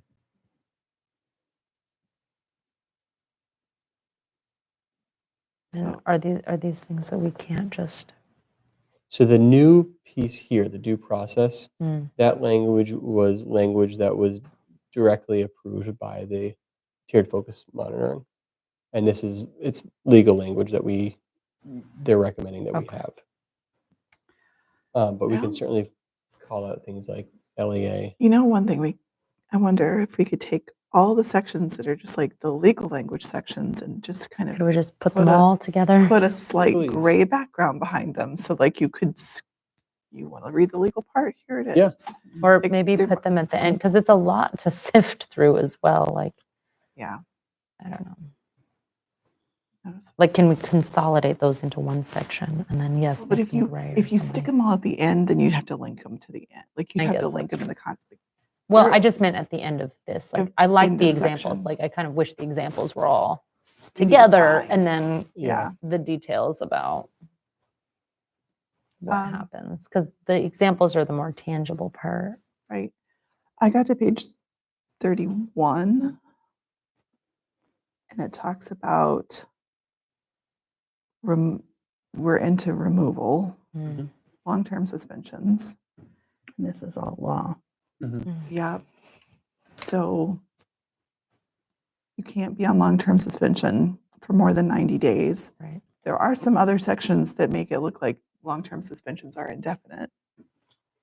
That becomes an expulsion after 90 days. After Okay. 90 days. So what happens on day 91 was my question. So they're either getting expelled or they're coming back regardless. Correct. Yeah, Okay. and the law is very, very specific about the circumstances for expulsion. Yes. Super narrow. I guess I just feel like we did so much work on this policy, and if And it it's has to not all be in here. here, why can't we then just take our policy and put it in Yes. here? Like, have a section on some specifics to Smith Academy with the code of conduct, and then be like, here is the student discipline policy, and have Because it has all it the be in same here, law. because so it should be based on the same laws. And we also have a special education policy. Right.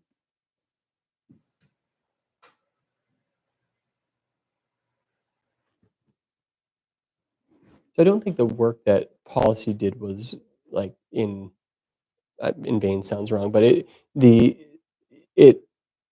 lines up with this. The legalese portions for sure.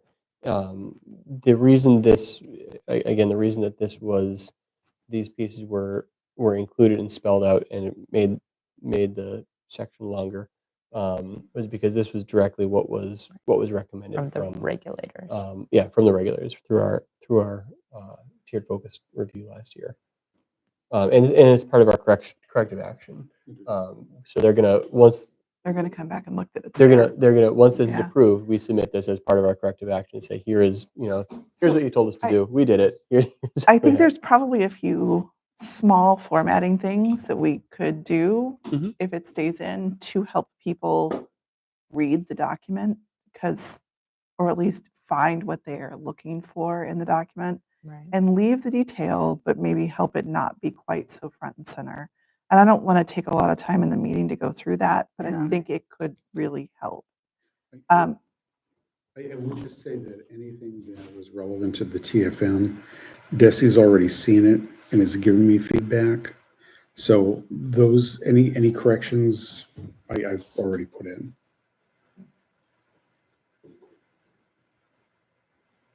So we know that the language This that's in here is is approved. okay. Will Yeah. So Yeah. I guess this is as good a time to raise the ideas any. These both have become pretty cumbersome at 70. Like, I hear the need, but I'm also like, you're asking parents to sign that they read the handbook, and it feels a little bit like user agreements at the start of my new Apple contract. I'm like, who knows what the heck it says in there, because I think we all just like click. And this might not be something to just absentmindedly sign. I don't think that's what we want families to do. So one thought I had would be to take, and I actually did a little example because I was just thinking through it at the end of the elementary one, to take things that are like the most parent-focused things that they would be looking for in the student handbook, and have a little fast find section up at the top that is just a list of links, so that it's just sort of like, here are the things that you are most, like, I don't know, I think I came up with like 10 things I like that. that were just like, okay, here's the stuff you really are looking for. And I mean, it's peas and carrots stuff. It's like the start time and the bus routes and the school lunch menu. I think that, no, I mean, Yeah. maybe we have one family that ends up coming and reading about With- the whole process on Title IX stuff. Like, that's, Would there be reason to have that in addition to the table of contents? I would add it in front of or right after the table of contents, personally, Yeah. just as like in a little box, in a little like Or easy like, to can we see. highlight Yes, the and I did. Bookmarks? I mean, because everything is Parent bookmarked in need- the Right. right? And Like, it's- can we just it's- highlight those in the Every table of year these get contents? better and better. So I mean, this is true. we yes. sound really negative, and I'm sorry for that, because I do want to recognize they do get better and better. But I think we want to just keep pulling more improvements through. I love that idea of fast finds or frequently, Yeah. not frequently asked Also- questions, but Or FAQ. Yeah. It's not even that. It's not just even a question, but it's a stuff fast, they're like, ah, man, I want to find the answer to this. or the quick Right. looks, or Like, Um, I now have scrolled to page 51 and I found the dress code, but had to go through all of that legal stuff and all of Title IX right. to get there. And so, like, if So I were like here's- moving into Yeah. Smith Academy, I'd be like, oh my gosh, here's so what my boring fast now. find looks like. Right. yeah. So it becomes, it's not everything. It's, here's the school hours, here's the calendar, here's the lunch menu, here's a link to report an absence, here's the code of conduct page, here's the here's where to go in case school's closed, here's the bus routes, here's the all school meeting schedule. Like, here's all the forms you have to fill out every year. It is not everything, but Yeah. it's like, But all the other stuff is Yep. not as often needed or Right. looked at. There's usually specific reasons or examples that people want to go look at the bullying, part of the handbook, or detentions or something. yeah, I think my stuff was more like if I had to go back multiple times, what are the things that I'm looking for? I think that was the mindset for it. Yep. And then I just put a little box around it so that if it would Sure. be really easy to Yeah, find. no, I think that makes all the sense in the world. And it doesn't have explanation to speak of. Although I did give a link for the digital district calendar, Mhm. because that is a little piece of work that I don't think many people know about. Mhm. and it makes keeping track of half days super Mhm. easy. So, and so while I put this on the end of my notes for elementary, I think there Yeah, could be an I think it- equivalent yeah. one to Yeah, I Smith think it Academy. makes all the Applies for sense in the both. world. And it helps offset this behemoth 70-page thing Mhm. Yeah. that you don't want to have to go looking for page 54. And maybe dress code makes it in there. hadn't I thought would about put the dress code in. I don't know where you are, but my next thing is on page 52. Certainly if you have something before that, but I have so many tabs open on my Word.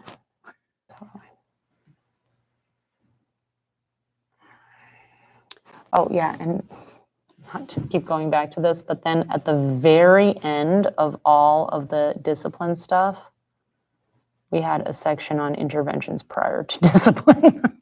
yeah, that should kind of be. The very Which page? end. I just lost it. I'm going back through Title IX to find it. Hold on.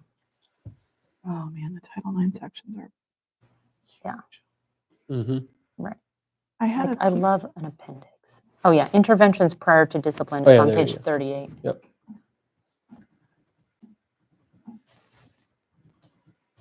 And your suggestion is to, Well, we kind of put it at the top now, so we could Yeah. just delete this section probably. Because that looks like that was out of the old policy. Like a lot of these are very similar to what the old policy was. Sorry, Chris, or who, nope. what page My were we next on thing next? was on page 38. you're on 38? I was All right. because there was stuff about elementary school in here, and I was like,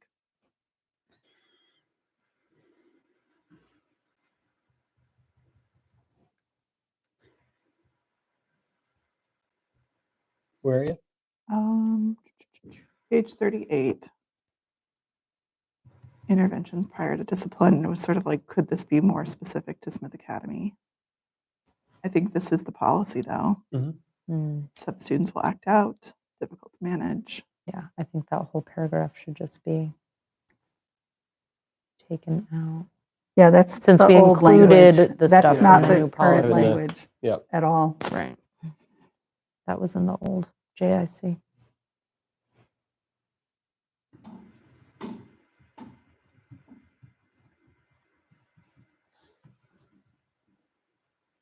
It asked for a link in the bullying intervention piece. Again, this feels like it's district policy, Mm-hmm. but it's probably if there it's because we got highlighted and- called out Yep. that we That's needed it. exactly what it's here. Yeah. So is this But we should link new the policy. language or is this, Um, this is new language in purple? It's not like out of our policy into this. It's something that think it- TFM wanted added. It feels the- like it may be our policy. yeah, no, this. language. I don't this remem- is- I mean, it feels similar, but I don't know the. I that one believe well this enough. is, so this was from what we had, but it wasn't located in the handbook. Got it. So we Okay. submitted it, said, here's our bullying intervention plan. They said, great, that's Add it to the wonderful. handbook. It needs to be in the handbook. Okay. All right, There's a page in the middle of cyberbullying. It's just a random thing there. I'll flag it. up in, Oh, how'd that happen? I don't know. on page 40 in the middle, where it says,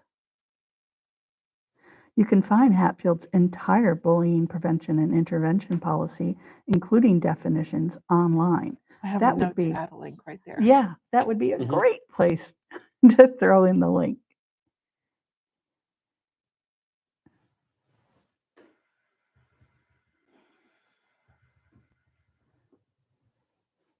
Although this looks like so much of it, but Yeah, this is, Mm. now where, you said it's on page 41? what I just I've said was left on you a 40. highlight on it. The place to add a link for that. Yep. It's in my notes. You'll see it when you. Oh, great, thank Okay. you. It's already there.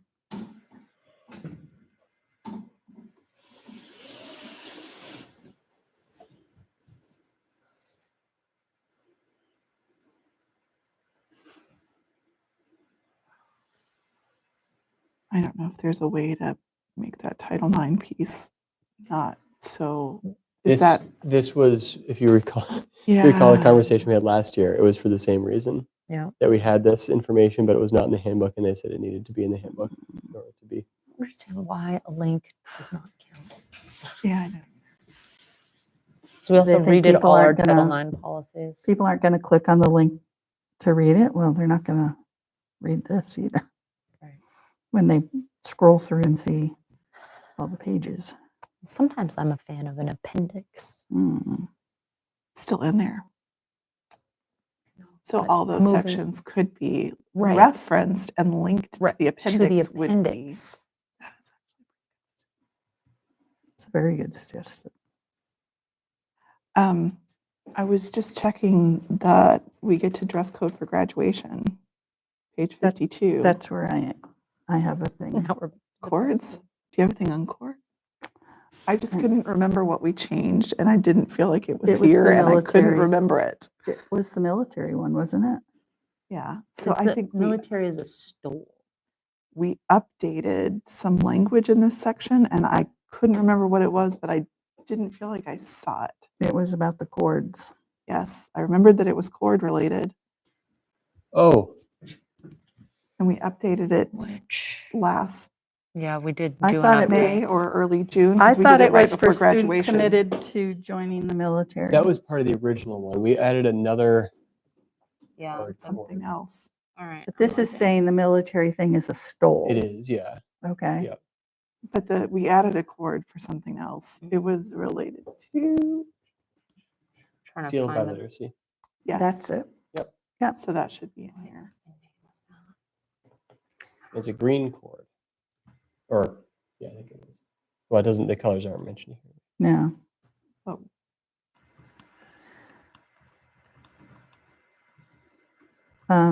My piece that I highlighted was on the graduation caps. Mhm.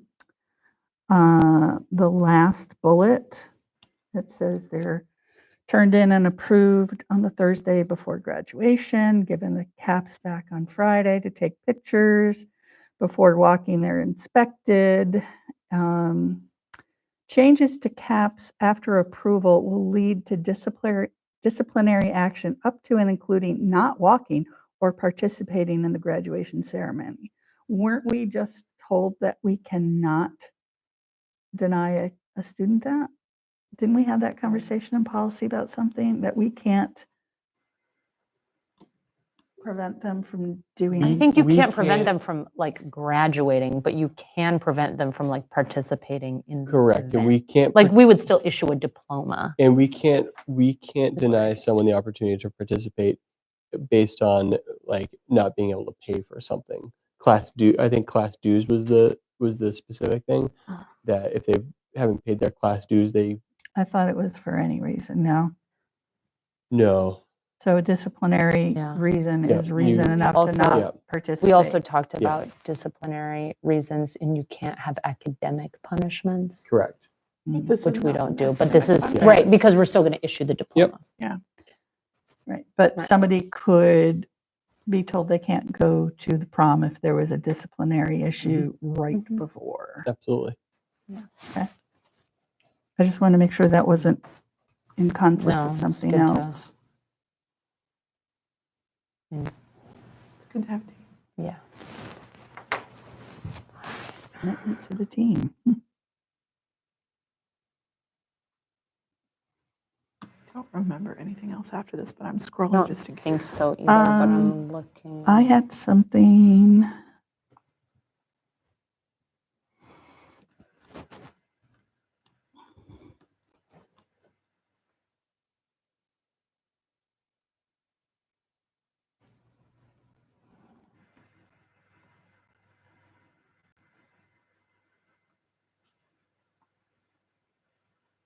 Something, it was about the lunches.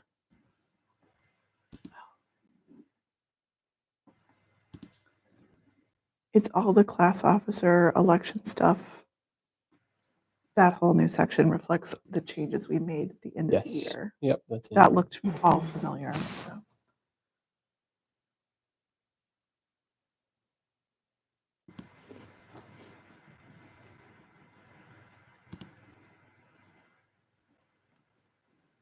Are we still, I'm sorry, what page are you on, Christy? 65. Okay, I'm on 62, and this is just a really quick question.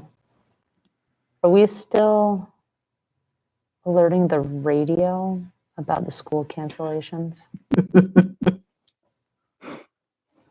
It does still go to the TV. Like, are I- families relying on I the don't- radio? I don't think they are. Okay. I would be a little, hey, this is just like the doomsday person in me. A Uh-huh. little hesitant to take it out because if for some reason Okay. like power is down.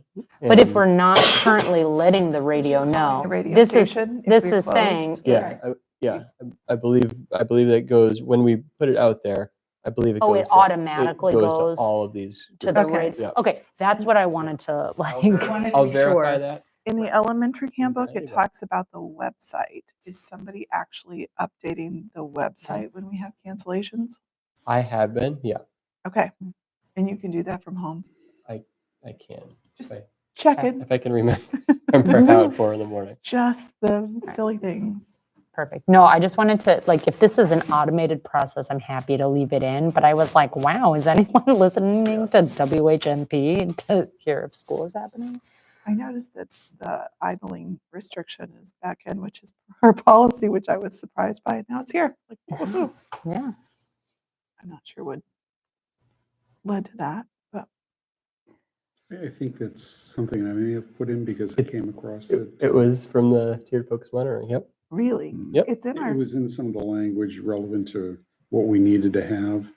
And I don't think it wasn't specifically cited, but when I was reading over the regulations, it addressed it specifically. We have a school policy about that too, and I flagged it this summer because I was like, I don't think that's ever come up before. Yeah. Okay. So There's page 65. Are you that far? Are you farther? I'm farther. Go ahead. I'm on 64. Oh, 64 wins. Item 12 has another COVID mention. We just take it out. It's fine. About transport. That COVID stuff just sticks Pesky. around.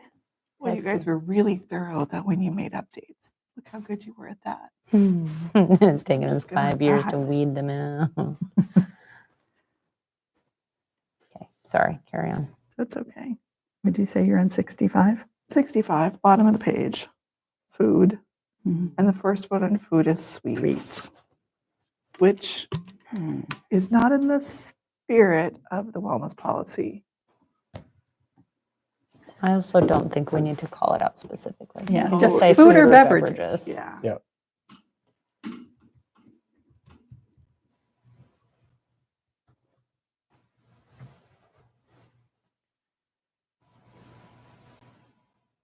And then if the wellness policy changes, that'll be fine. It won't conflict here.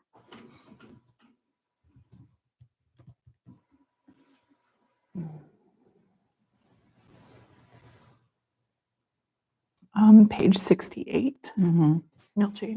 meal charge policy.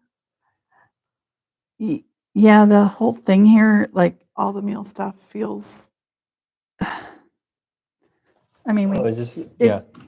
yeah. We also, I mean, it does say all students are eligible for breakfast. It doesn't say breakfast is free. Yeah. And then it talks about meal charge for the rest of it, and students will pay for meals at the we regular also rate. have Yep, a yeah, this- district-wide meal charge policy. Yes. This does not Nobody's reflect the asking current that one. policy. yeah.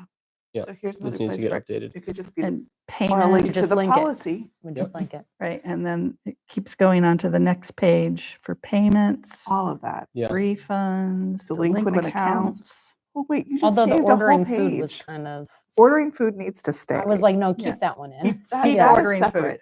Yeah, It's a, that, and it Yeah. feels very specific to the school. yes.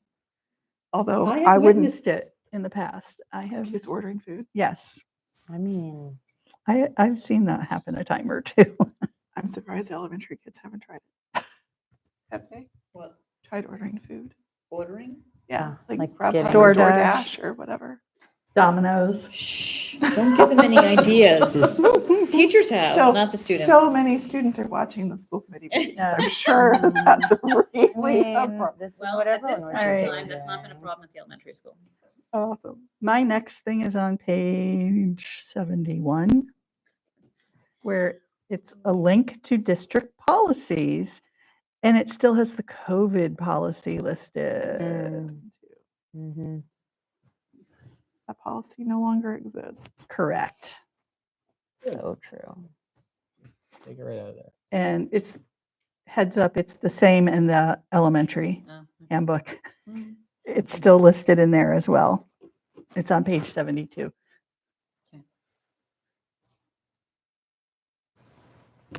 Woohoo. All right. We made it. Can I make a request before we go on to the elementary section? Yes. Can we start with anything specific to special ed? Because John has a like Yes. Oh, hour and 20-minute Sure. commute ahead of him. I was thinking about, like, we should have let John go ages ago. We on HES. Should have asked that before the That's all right. Smith All one. right.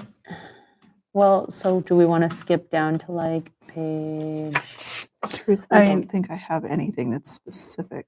I 'Cause don't it's gonna- remember. I need to. It's going to look. come into the same. right.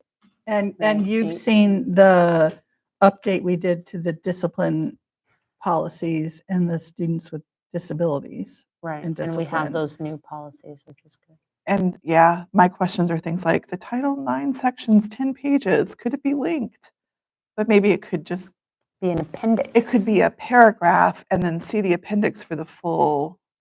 Would that satisfy? I don't think it would. Oh, Really? wow. No, Not even Even if it's in the same document? Well, if it's in the same document, I mean, if there's anything that's redundant, yes, we can definitely. Like, because my appendix, I love an appendix, it would be in the same document, just it's the favorite. So you would Yeah. give like a paragraph about it Mhm. and then say the full Or- details are in the appendix here. So then you'd link to the See, appendix appendix at the A. end of the, with still in the same document. document. That would be fine. Yeah, just Oh. as, it's not linking to our website, it's just Right. at the Just end down of to that the. document. Skipping a few pages. Yeah. Mhm. That would be, because then if people were reading through, oh my gosh, you just saved them half the document. Could be Well, in an also, it appendix. actually makes it a little easier to find. Like, Yes, it if does. you are like, hey, I really want to know what these Title IX regulations are, I- you know, they're right at the end. So are we letting John go? I don't think I had anything I don't that I I didn't have already anything say. specific. Not that isn't, that we didn't already talk about. Right. Right. Double check Thanks, in. John. okay. Yeah, you. thank you so much for being here.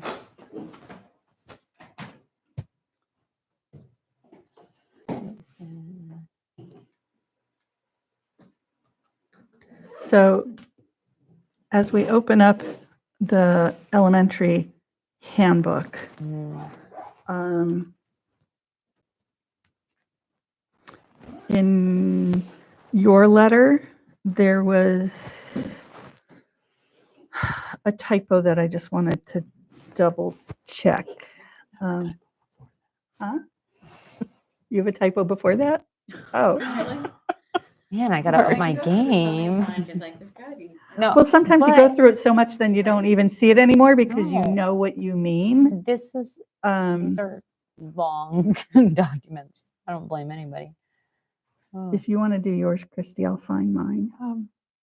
I think there's a misspelling in principals It is letter. first word, Where? table of contents. Table of contents, principal. Oh, Jesus. Isn't it principal? And, Okay. and then at the very end, next to last, district policies has a typo. Oh, yeah.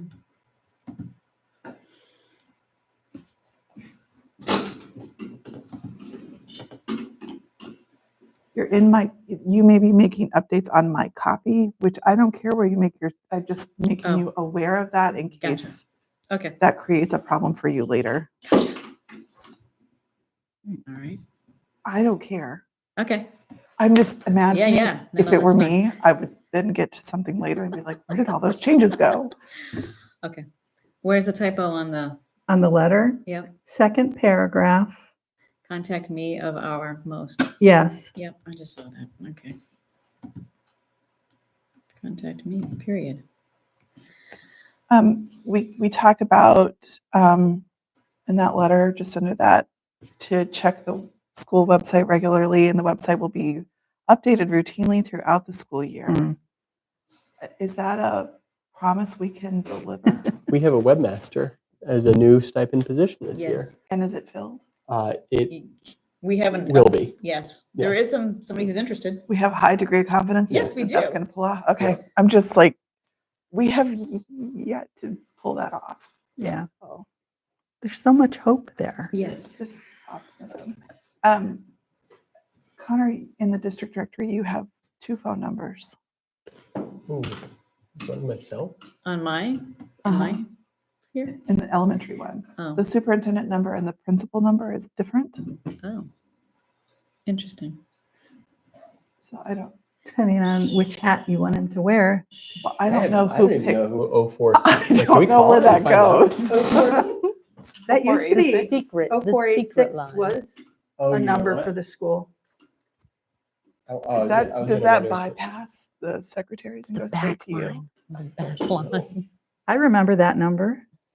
That wasn't a main number, that was like insider number. That's why I'm calling it out if he Yeah. wants that. So I just, I suspect it no longer does because No, we switched probably phone not. systems. Okay. Right. Computer.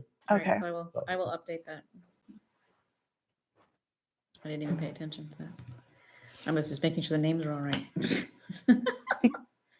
Because my brain works this way, anywhere that the header like needed a return. Yep. But things, I've just flagged those. I Yep. won't speak to those. And I think you have a special education teacher I to add do. into that spot. There's no Yes. TBD. Woohoo. Yes, indeed. I'll put her name in there right now. Given that the PT is outsourced, can we just put that part in? Because right now it just highlights that we don't have PT. But we do have Yeah. the service provided.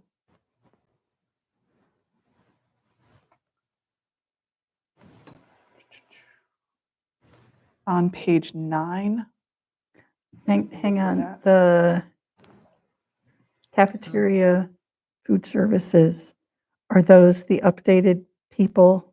Because I know there were 2 new hires for cafeteria. And were those Smith Academy or elementary I believe they people? were elementary. Because, I don't know that for sure. Let me Yeah. highlight that and I will add to make sure that I add that. John helping to check.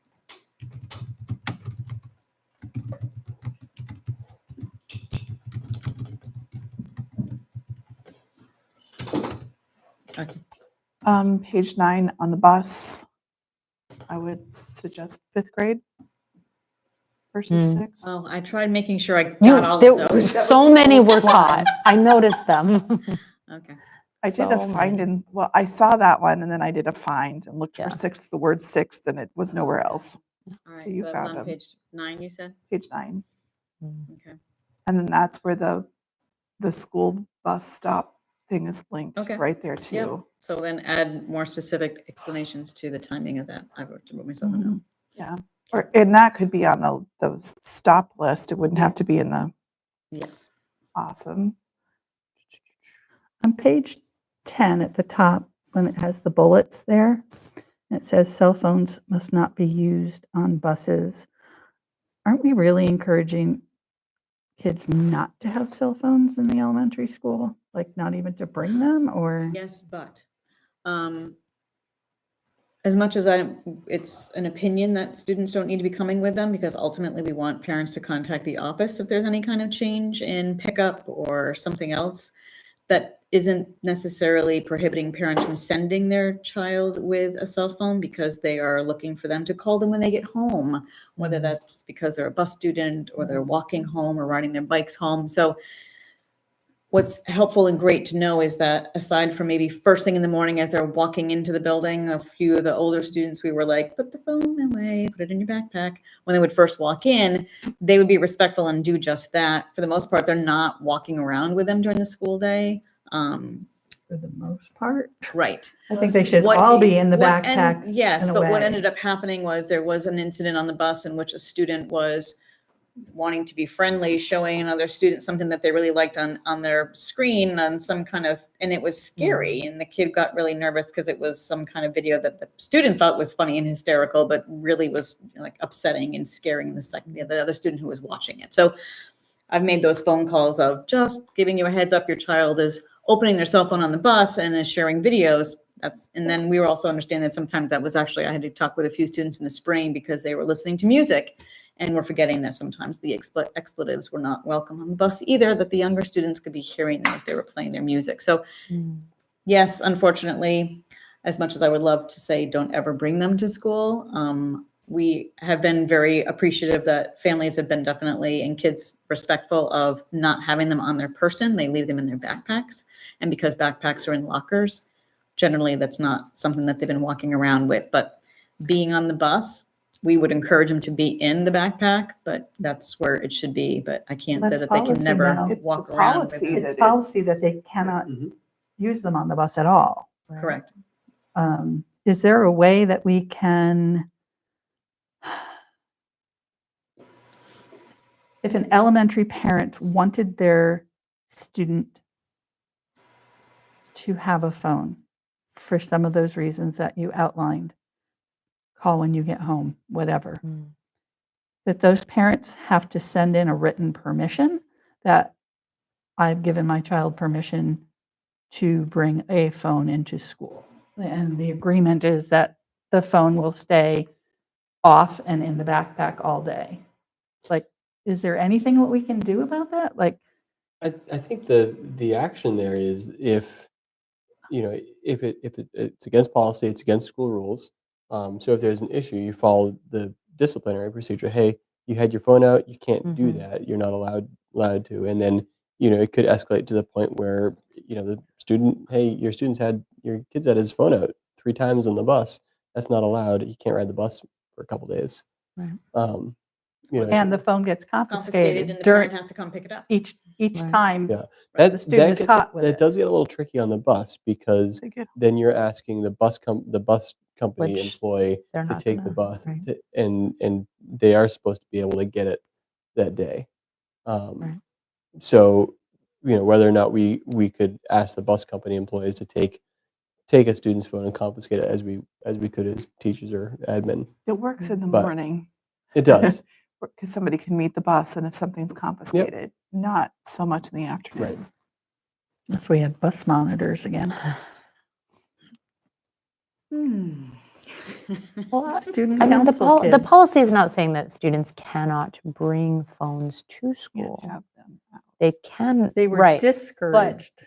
but the specific procedures about cell phone storage are handbook specific. Right. I mean, they're going to have to get used to it because So as soon I as don't they're up know at Smith if- Academy, they're locked. Mhm. Right. And I don't know if we're going to have to get yonder pouches for the elementary at some point. Yep.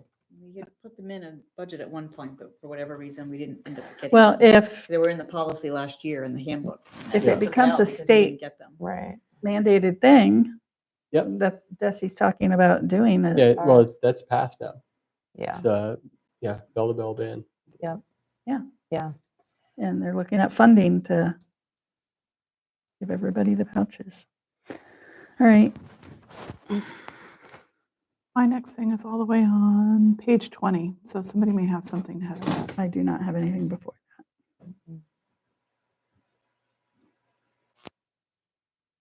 Oh, I had a little word correction on BST, but it was just a suggestion. Some Okay. big.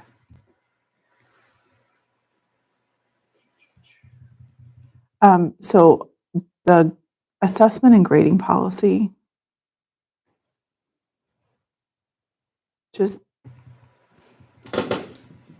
I wondered if that could be clearer or more specific. So basically, it's just like, some things are graded, some things are not.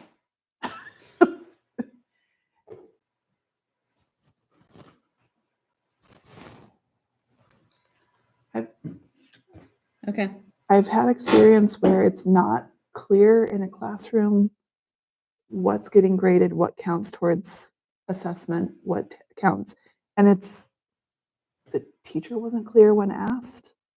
And there's nothing written that gives any direction that I could find, Yeah, Mm. that's which feels something we can work on, because I know that one of the things that we are looking at wanting to do this year is to change the report cards. So that could very well dovetail into making this section more clear. Mm. Even if it has to be like K to 2 grades are determined this way and 3 to 5 it's determined this way. I think that's not an uncommon sense that grading throughout elementary feels pretty arbitrary. Like, what counts for a period? Like, I can't even remember all the letters. Like, Progressing, meeting. progressing, right, meeting, like, yes. what even counts? What determines whether it's this versus that? There's nothing. And so when we get to like advancing a student, what do we have to look at? Like, there's so little there. Mhm. Well, would be some great work that our school council could be doing this year. So we're content having it vague in the handbook until that happens, with the commitment that it's happening this year. Yes, because I do have a meeting with teachers on the first week of school, because we are changing our company that we're utilizing for our student data system. They also are encouraging us to do something different with the report cards, just because of the cumbersomeness of trying to change the importing from the old system into the new system. So I said, great, because our teachers have been complaining about the report cards for the last few years and have been asking each, when can we change Yeah. it? When can we update it? We need to be updating these. So this would definitely be a great opportunity to leave this vague for now, only because I don't have teachers right in front of me that can be explicit with how do they do that. I think that they would be helpful when we're working on report cards to make sure that this is more specific and clear. So can we count on a mid-year check-in on this subject? Yes. So that we're not waiting till next August? Yes, to look indeed. at that. I'll put it on an agenda, Thank you. Perfect. and that will speak to report cards as well.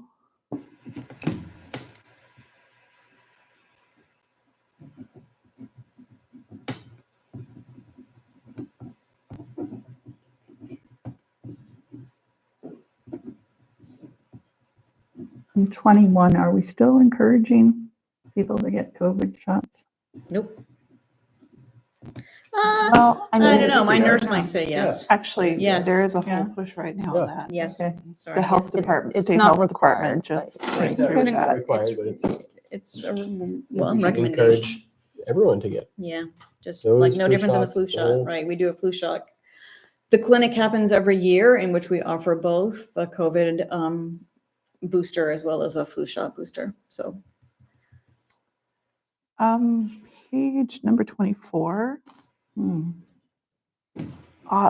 In the cafeteria stuff, the offer versus serve lunchtime. My question is less about the handbook, more about the practice of that. Does that allow for all those meals to be reimbursed? Because I know we only get reimbursed if it's like meets certain, full meal. a full meal. So does that practice allow for everything to count as a reimbursable meal? where are you at?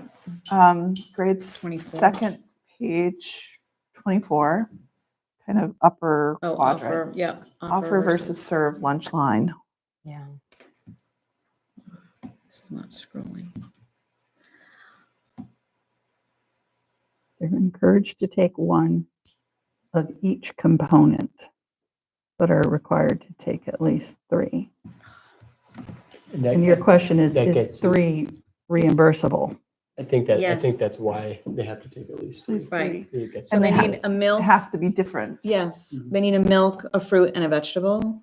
Or can double check that with John Halpin, but there's 3 items at least that have to be on the tray. So milk in this policy, and this is really hard not to be like advertising that families do this, but at the same time, it is absolutely legal.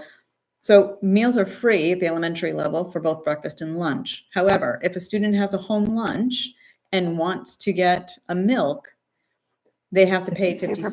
cents. I know. However, that same student who brings a home lunch can get a school lunch also for free, can get the milk, the fruit, the vegetable, and eat that too, along with their home lunch, and that's reimbursable, and they don't have to pay the 50 cents. So that is a viable option for our kids to engage in. And there are times when Mr. Halpin had noticed, because he's usually the one who's, logging the kids in and making sure that he's just clicking the button. Is it a bagel? Is it a sandwich? Is it reimbursable? Whatever, he's doing his own thing. So he keeps track.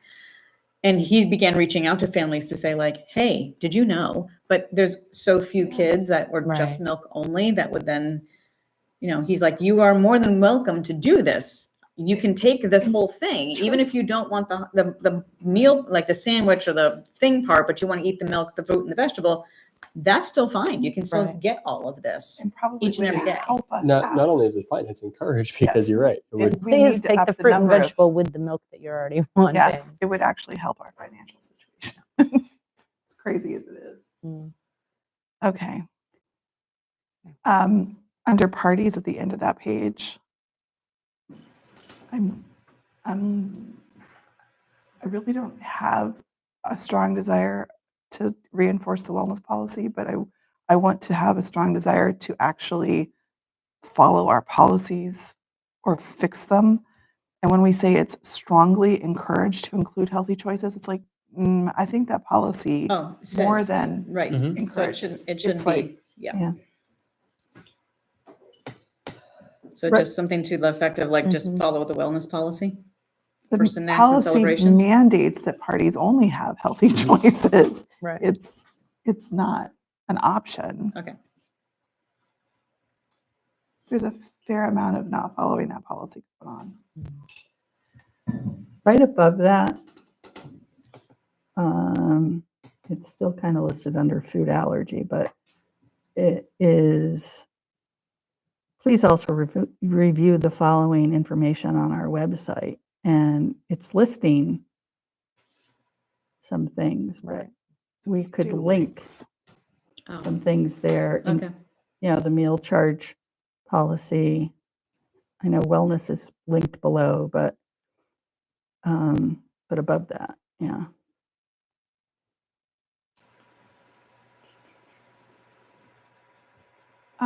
Just a general question, page 25, it talks about students can't wear hats or hoods. I have a memory of that changing. Did that not? Changed at the high school. It Yes. only changed? Mhm. Our staff wanted to keep it as not, as having that policy. It was something that they could look forward to doing differently at Smith Academy. Okay. I thought that it changed. So sorry, I just asked a worries. question. Top of page 26. That's where I am too. Go ahead. This is getting into cell phones and Yep. smartwatches. Yeah, well, Mhm. we can link the policy there somewhere. So it says electronic devices shall be turned off and kept out of sight during school hours, during lunch. Students in younger grades than fourth will be expected to keep them in their back. It's like, what happens with Yeah. fourth and fifth graders that's any different? Oh, That is gotcha. because Oh, I think we were yes. hoping to maybe do The the pouches. that was pouches. in the pouches. It last was. year, That's, yeah. I didn't finish fixing all of that Okay. sentence. Yeah. So that's Because I good. had a Yeah. note about that too. Like, Yeah. but we need to say, what will the fourth and fifth grade do? So actually it should be all. I will fix that. Yep.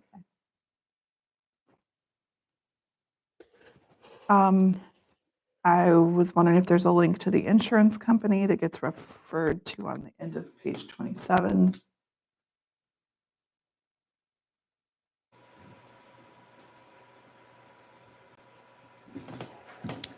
Oh, yeah. Do we even do that anymore? Yeah, do we Send out even do those? that I don't think anymore? we even send out the things anymore. There was an insurance thing in the There Smith was Academy. a one, link too. in Smith Academy. Right. Oh, okay. Then I will have to, that's a good question about the link. I have to find that link. Good catch. On page 28, it's listing some of the school council duties. And given the change in the contract, I'm wondering if facilitating and reviewing a professional Yeah. development plan makes sense there. No, doesn't. Yep, I will eliminate that. I flagged the PTA could have a link. Oh no, I have a special ed question. about the CPAC. Do we have any update on CPAC? He was applying for a waiver. We got a waiver. Right. That was Okay. approved. Yep. And I think he's going to keep working Yeah. to get one. Not a waiver, an active CMAC. Right, and if not, either try to join another district. I think that was Yeah. something else he had looked into Yeah. I because think we're the so small. collaborative ought to have that. I brought it up, but We tried to join another district And they didn't because want us? we are not the only ones in this But the boat. That makes more collaborative sense. is the and I perfect asked host for that, that. but there's something legal about it that, Well, let's fix that law. That's probably a state law. because I brought that up at a meeting. I mean, there's 37 member districts in the collaborative. Yeah. And a lot of them are little. Going to say, like, how many you have know, an active There's CPAC? Frontier, but then all the little districts that belong to Frontier all have their own elementary schools. And all those elementary schools are supposed to have a No CPAC. CPACs. And Coleraine and Conway and Sunderland and Shutesbury and Leverett and all these little places. Yep. And they have trouble fielding a full CPAC. And it's And not like the law is different from my school to your school on any of that. so I had asked if the collaborative could somehow coordinate a CPAC, a regional CPAC. CPAC. Well, we're getting a new executive director in Bring it up January. again. We'll bring it up again. Throw your chair weight around. Gotta hire a new person first. Okay.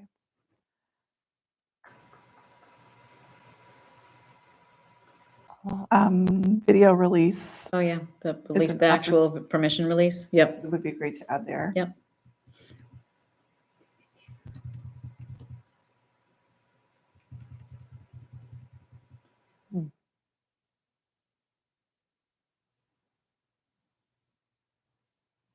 And then the next thing I have is code of conduct related, and it starts on page 33. So there's a whole setup on code of conduct, but I sort of like, well, what is considered the code? And my best sense of that is this section that starts with personal conduct and expectations of students and carries on to cooperating with and respecting others, properties of others, and safe school community, that those 4 or 5 sections, whatever that is, Yep. is the code of conduct. And so I was just kind of wondering if that could get formatted in a way so that Highlighted. it's highlighted and named. Could have backer section, like there's ways to help that column really stand out, because there are other references to it later in the document. Yep. And to be able to like, this is the code, this is what you're expected to do. And I'm glad for the guiding principles and like all of that, it's helpful. But at the end, it's sort of like, okay, this is what you have to do. Okay. This is what we're looking for. One of the things that the Smith Academy section that is similar to this does, and we talked a bit about it, is sort of give some examples. And I wonder in all of this if there are places where we're going to give some examples. And I've got it called out somewhere else, not here, but I think when we get into, so when we get to page 39 and it's talking about things like high-risk behavior violations. Yep. And it's like, address behaviors that are highly serious. What What would that- what qualifies as highly Right. serious? So so part of what happened the second year I was here is that we really completely revamped this whole section of the code of conduct, because again, it was very punitive in nature. It was very, wagging finger, very negative, just didn't feel right, didn't feel, again, as a document that's anybody who's going to be starting this district needs to be and is reading, hopefully. We wanted to make sure that we were really kind of letting people know what the philosophy and how this is about educating, right? This is about teaching a deficit, making sure skills are massaged, and there's procedures and protocols and things that we're doing in a tier 1 situation based off of the things that teachers are doing in responsive classroom around building community, So we wanted to make sure that the policy really kind of was more aligned with the way most of the people that were helping with this, which was the school council, were feeling. So we wrote and tweaked this.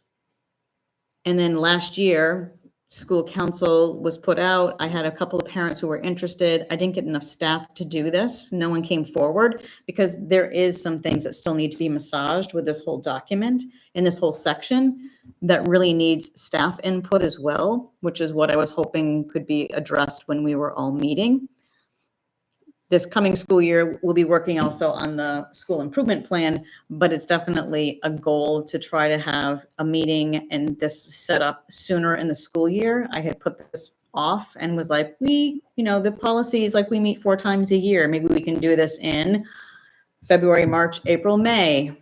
And I didn't get any takers and people got really overwhelmed with time. So the shift will be to try to have school council be much earlier.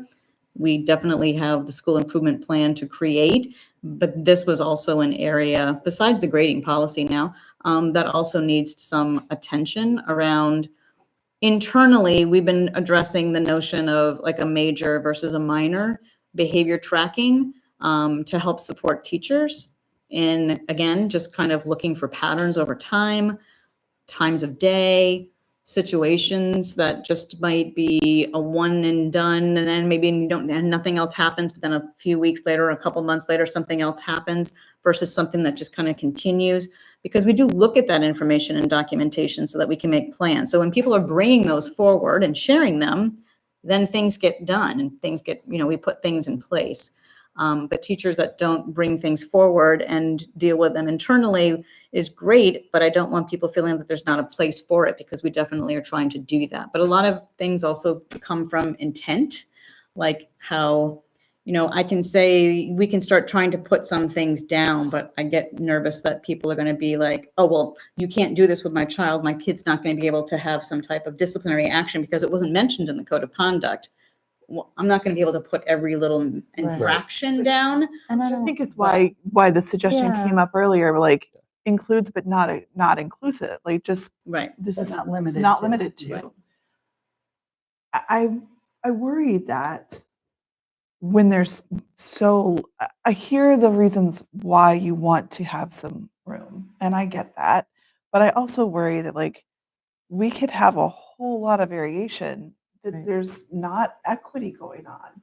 So if I'm in teacher A's room and Becca's in teacher B's room and we're both doing the same screwball girly thing, because of course, but she's kind of like getting detention and I'm told not to do it again, Right. which wouldn't be the way it'd go down. You would get off and I would be in I trouble. mean, It's that's Yeah. troubling. And I don't know, having some shared definition, not that everything has to get listed, but to give people But an a idea. base, a Mhm. base of things. Yeah, I mean, we've definitely had in our majors, which would be under safety particularly, we definitely started breaking some of that down, and that's going to be shared with staff as we start the school year and this, as the SEL team met over the summer. just some So yes, examples. we can definitely flesh that out. So, And making sure that it follows the policy that was, Mm. Mhm. you have here so we're really asking for level by level examples. some examples. I Some, think yeah. just examples, and they can be Yeah. clearly noted as examples. Yep. Like, doesn't have to be the end Yeah. all be it all, but I do think it's But they really helpful to have some like concrete thoughts around things that helps give structure. And they're helpful to parents too, because Mhm. I can't be the only one that has gone back to the handbook and been like, hey, this isn't allowed. Let me show you in the handbook. 'Cause Mhm. my future lawyer, sometimes needs to see things written down. Yeah, my examples would be the most frequent things you see, Okay, yep. just because Yeah. it would be so easy to help parents who are looking for this. On the top of 39, the second bullet, conduct student-centered discussions about the incident to repair and store relationships. Are you calling out for students to do repairs? Or what is, No, that would be supported by staff. That would be either people who are working in the nest or the BCBA or our counselor. they would do what? Support that peer, that, The discussion? yes.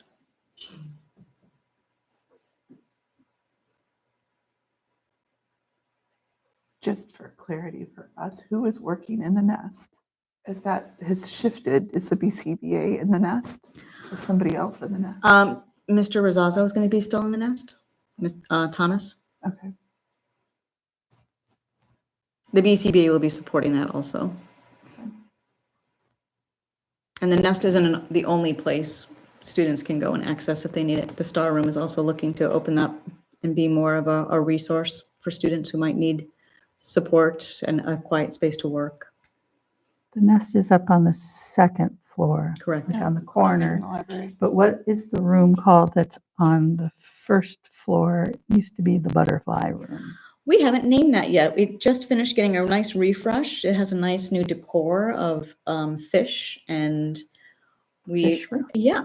The Um, fishbowl. No, that's wrong. We definitely are looking at that to also be a place where students can, and or staff, if they're looking to do like testing on student testing, we definitely have, even though we've moved our sixth grade up, room space is still a hot commodity as far as like staffing looking to utilize space in the building. So that can still be a space that people might utilize for testing, whether that's for speech or school psychologist. The BCBA might meet with a parent there.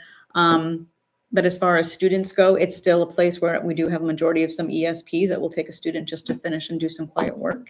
It's not like a timeout room kind of thing, but it's definitely more as a space, a quiet room for students to complete work. I like the aquarium. We're going to look for students to help us name that. Students should name everything. Mm-hmm. Okay, here we go. What's left here? I found a few places that a link would be helpful. I think we've had a lot of conversations like what we could do with the whole Title Yeah. IX section. All the same notes there. All the same notes we gave Connor apply because there's a lot of copy So here. many.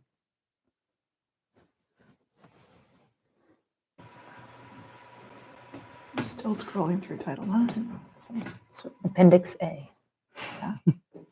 Um,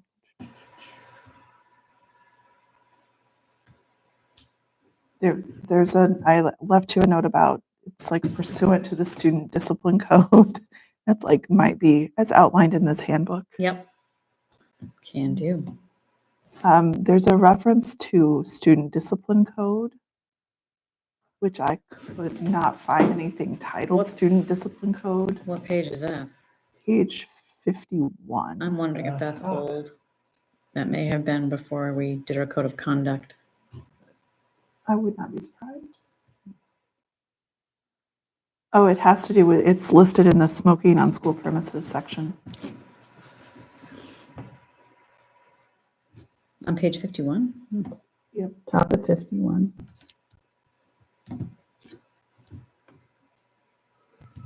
So Pursuant to the student discipline code. it's like, woohoo. We got second graders smoking on school grounds. We got a bigger problem. Yeah. Hopefully not. On page, it's page 53 for me, but that may be because I added in some sections, some extra returns. You're listing academic supports and behavioral emotional supports. And I'm wondering if the school psychologist and BCBA would be listed if the school counselor is listed, Yes, just to take credit for Yeah. things that we're building. absolutely. It's at the bottom of 52. Fine. Okay, yep. Um, So you said add them to the, you said BST, add them to the BST? Sorry. It was just there was a list Do you add of, that as a comment too, or no? I did leave A it as list of comment. supports. We've got a bunch of bullets of things that are supporting. Okay. And it sounds like you could also list the nest and TBD aquarium and whatever, like, Gotcha. Right. Yeah. you know what I mean, though? Yeah, yeah, yeah. Okay.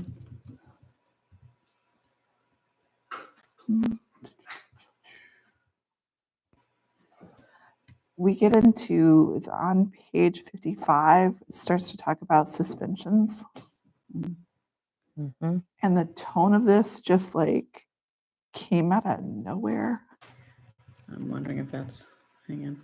Is it the? And it is Due the process. hardest, most complex sentence in this document, I'm Oh. pretty sure. It is about 7 lines long What's the heading for it? under suspensions. All right, so Oh, I, the any second- principal or person acting as a decision Yes. maker? yeah, That is, that That looks was- legal. that was legalese from, yeah. Yeah, Yes, this is directly pulled from 37H and 3 There- quarters. That's not They me. love their run-on sentences. they do. I actually, just like- there's a very similar or identical section in the policy. Yeah, It is Mhm. horribly written. yeah, They were supposed to educate.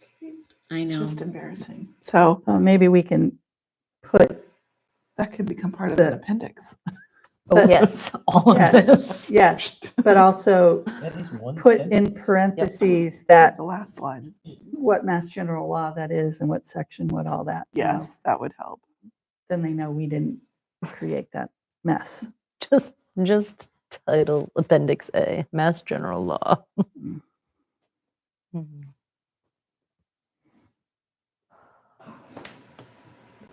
That is one big long sentence. It is. But yes, unfortunately, that is not, You're that is hitting not my me, editor that to is the feel state. that. No, I knew it wasn't you, but it was like, holy cow. Yeah. It was so hard to read. It's so dense. Due process for suspensions is another one of those sections that could have a paragraph and then move a whole bunch of copy to the appendix. Yeah. That's pages right here. Mm. Pages and pages. Yes, it is. And I have notes where it's like linked to the policy, Yeah. but we've had that conversation. So. Yes. Same with discipline for students with disabilities. Yes. The manifestation. Mhm. That's all from the Yeah. DSM or TSM or. It also TFM. it had an Yes. extra return in TFM. there is why I think I have a note on it. There was a whole Bullying. bunch of things that John was like, okay, get ready. Here's all of our updates. These all have to be in the handbook. I'm like, okay. The bullying prevention, I was less worried about moving. The COVID on the district policies list, I think you probably heard that. Yeah, I flagged that for you as well. thank you. The user agreement with electronic communication systems, we needed to has an update for the year. What page is that on? 75. This is why it's not good to have things in two places.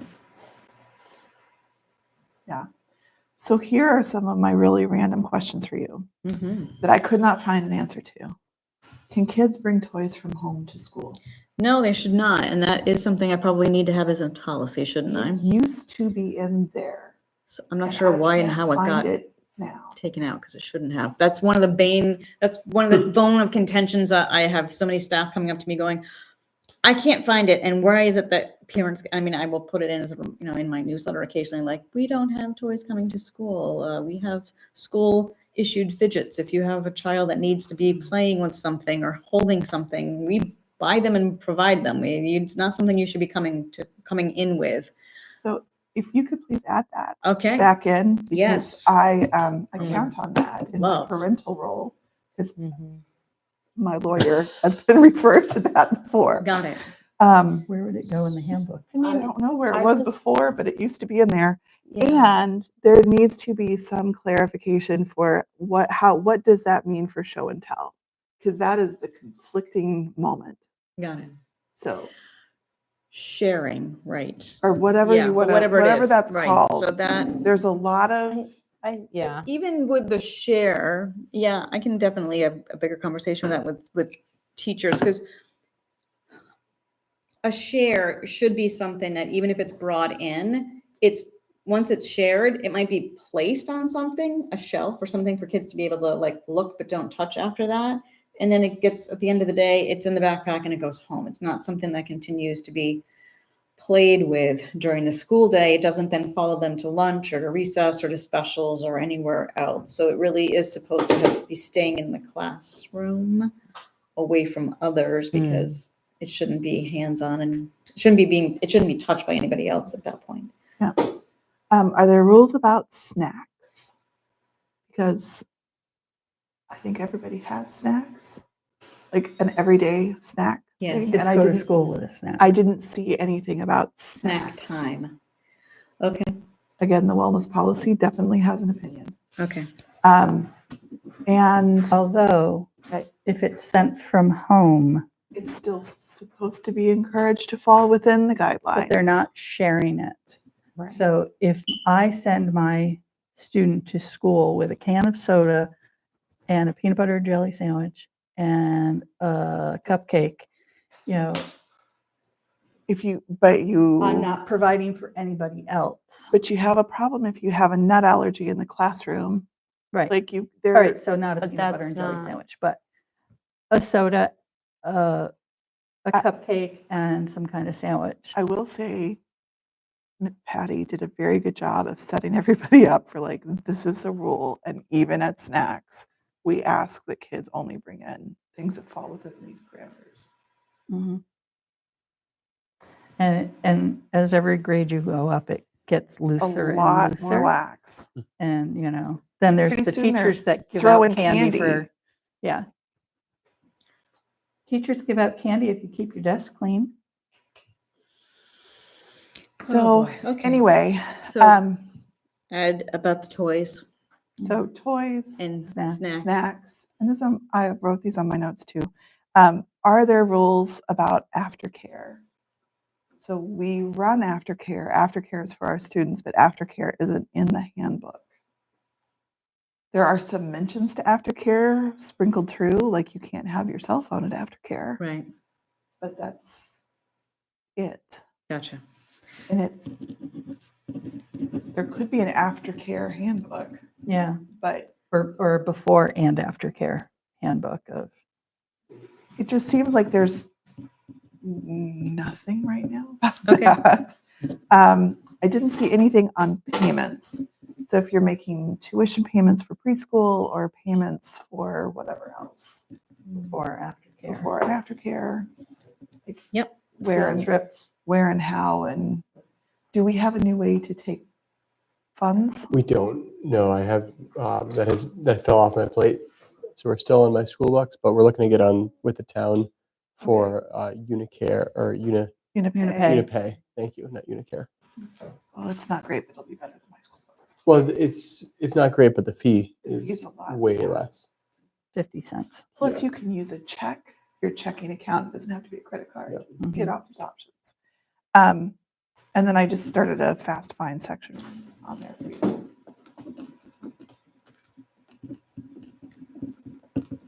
That was all my notes.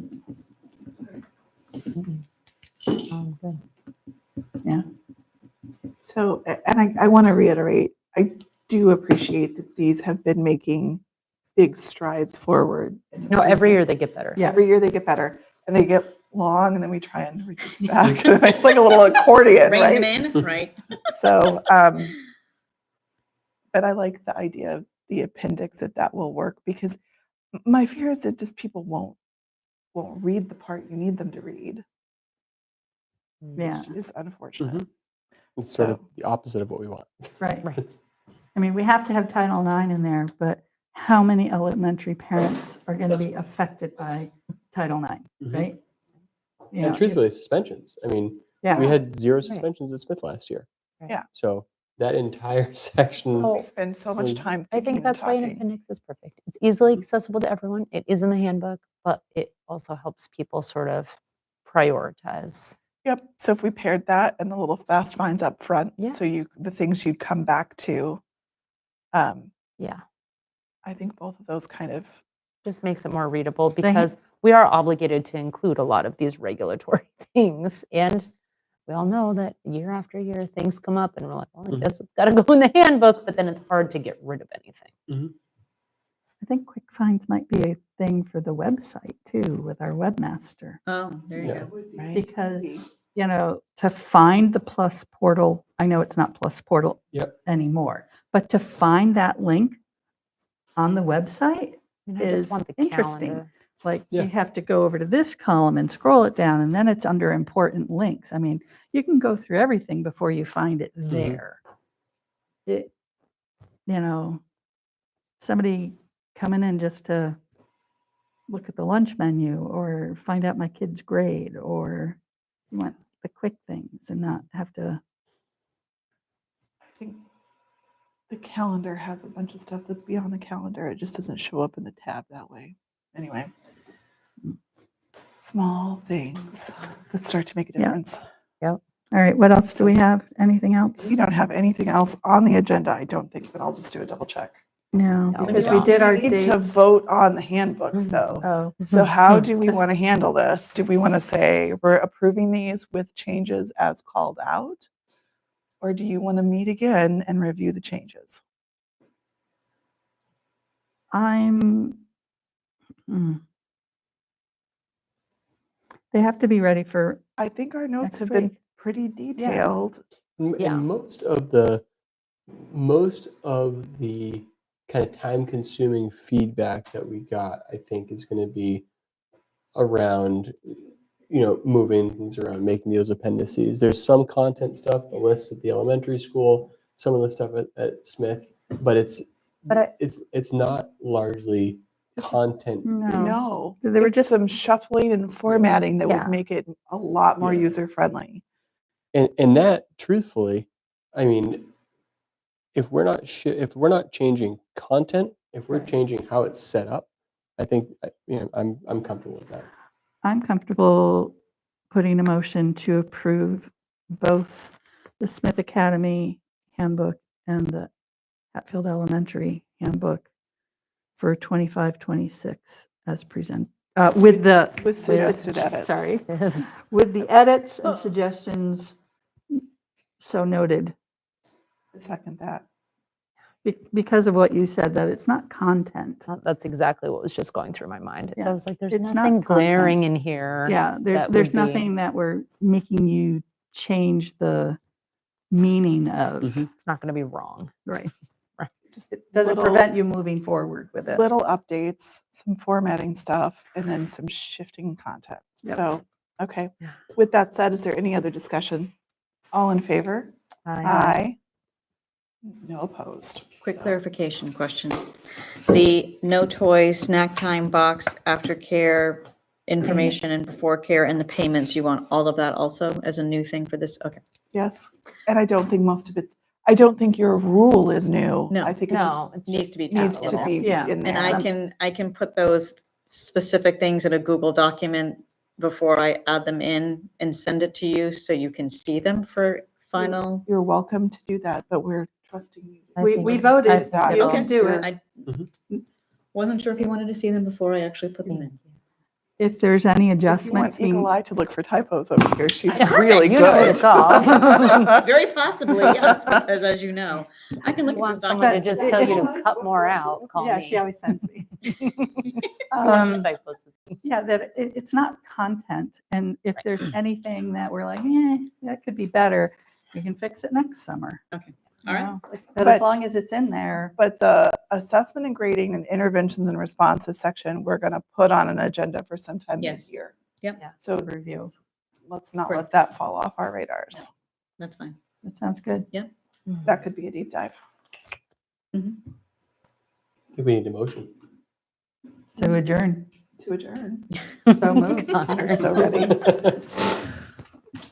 All in favor? Aye. Aye. Thanks, everyone.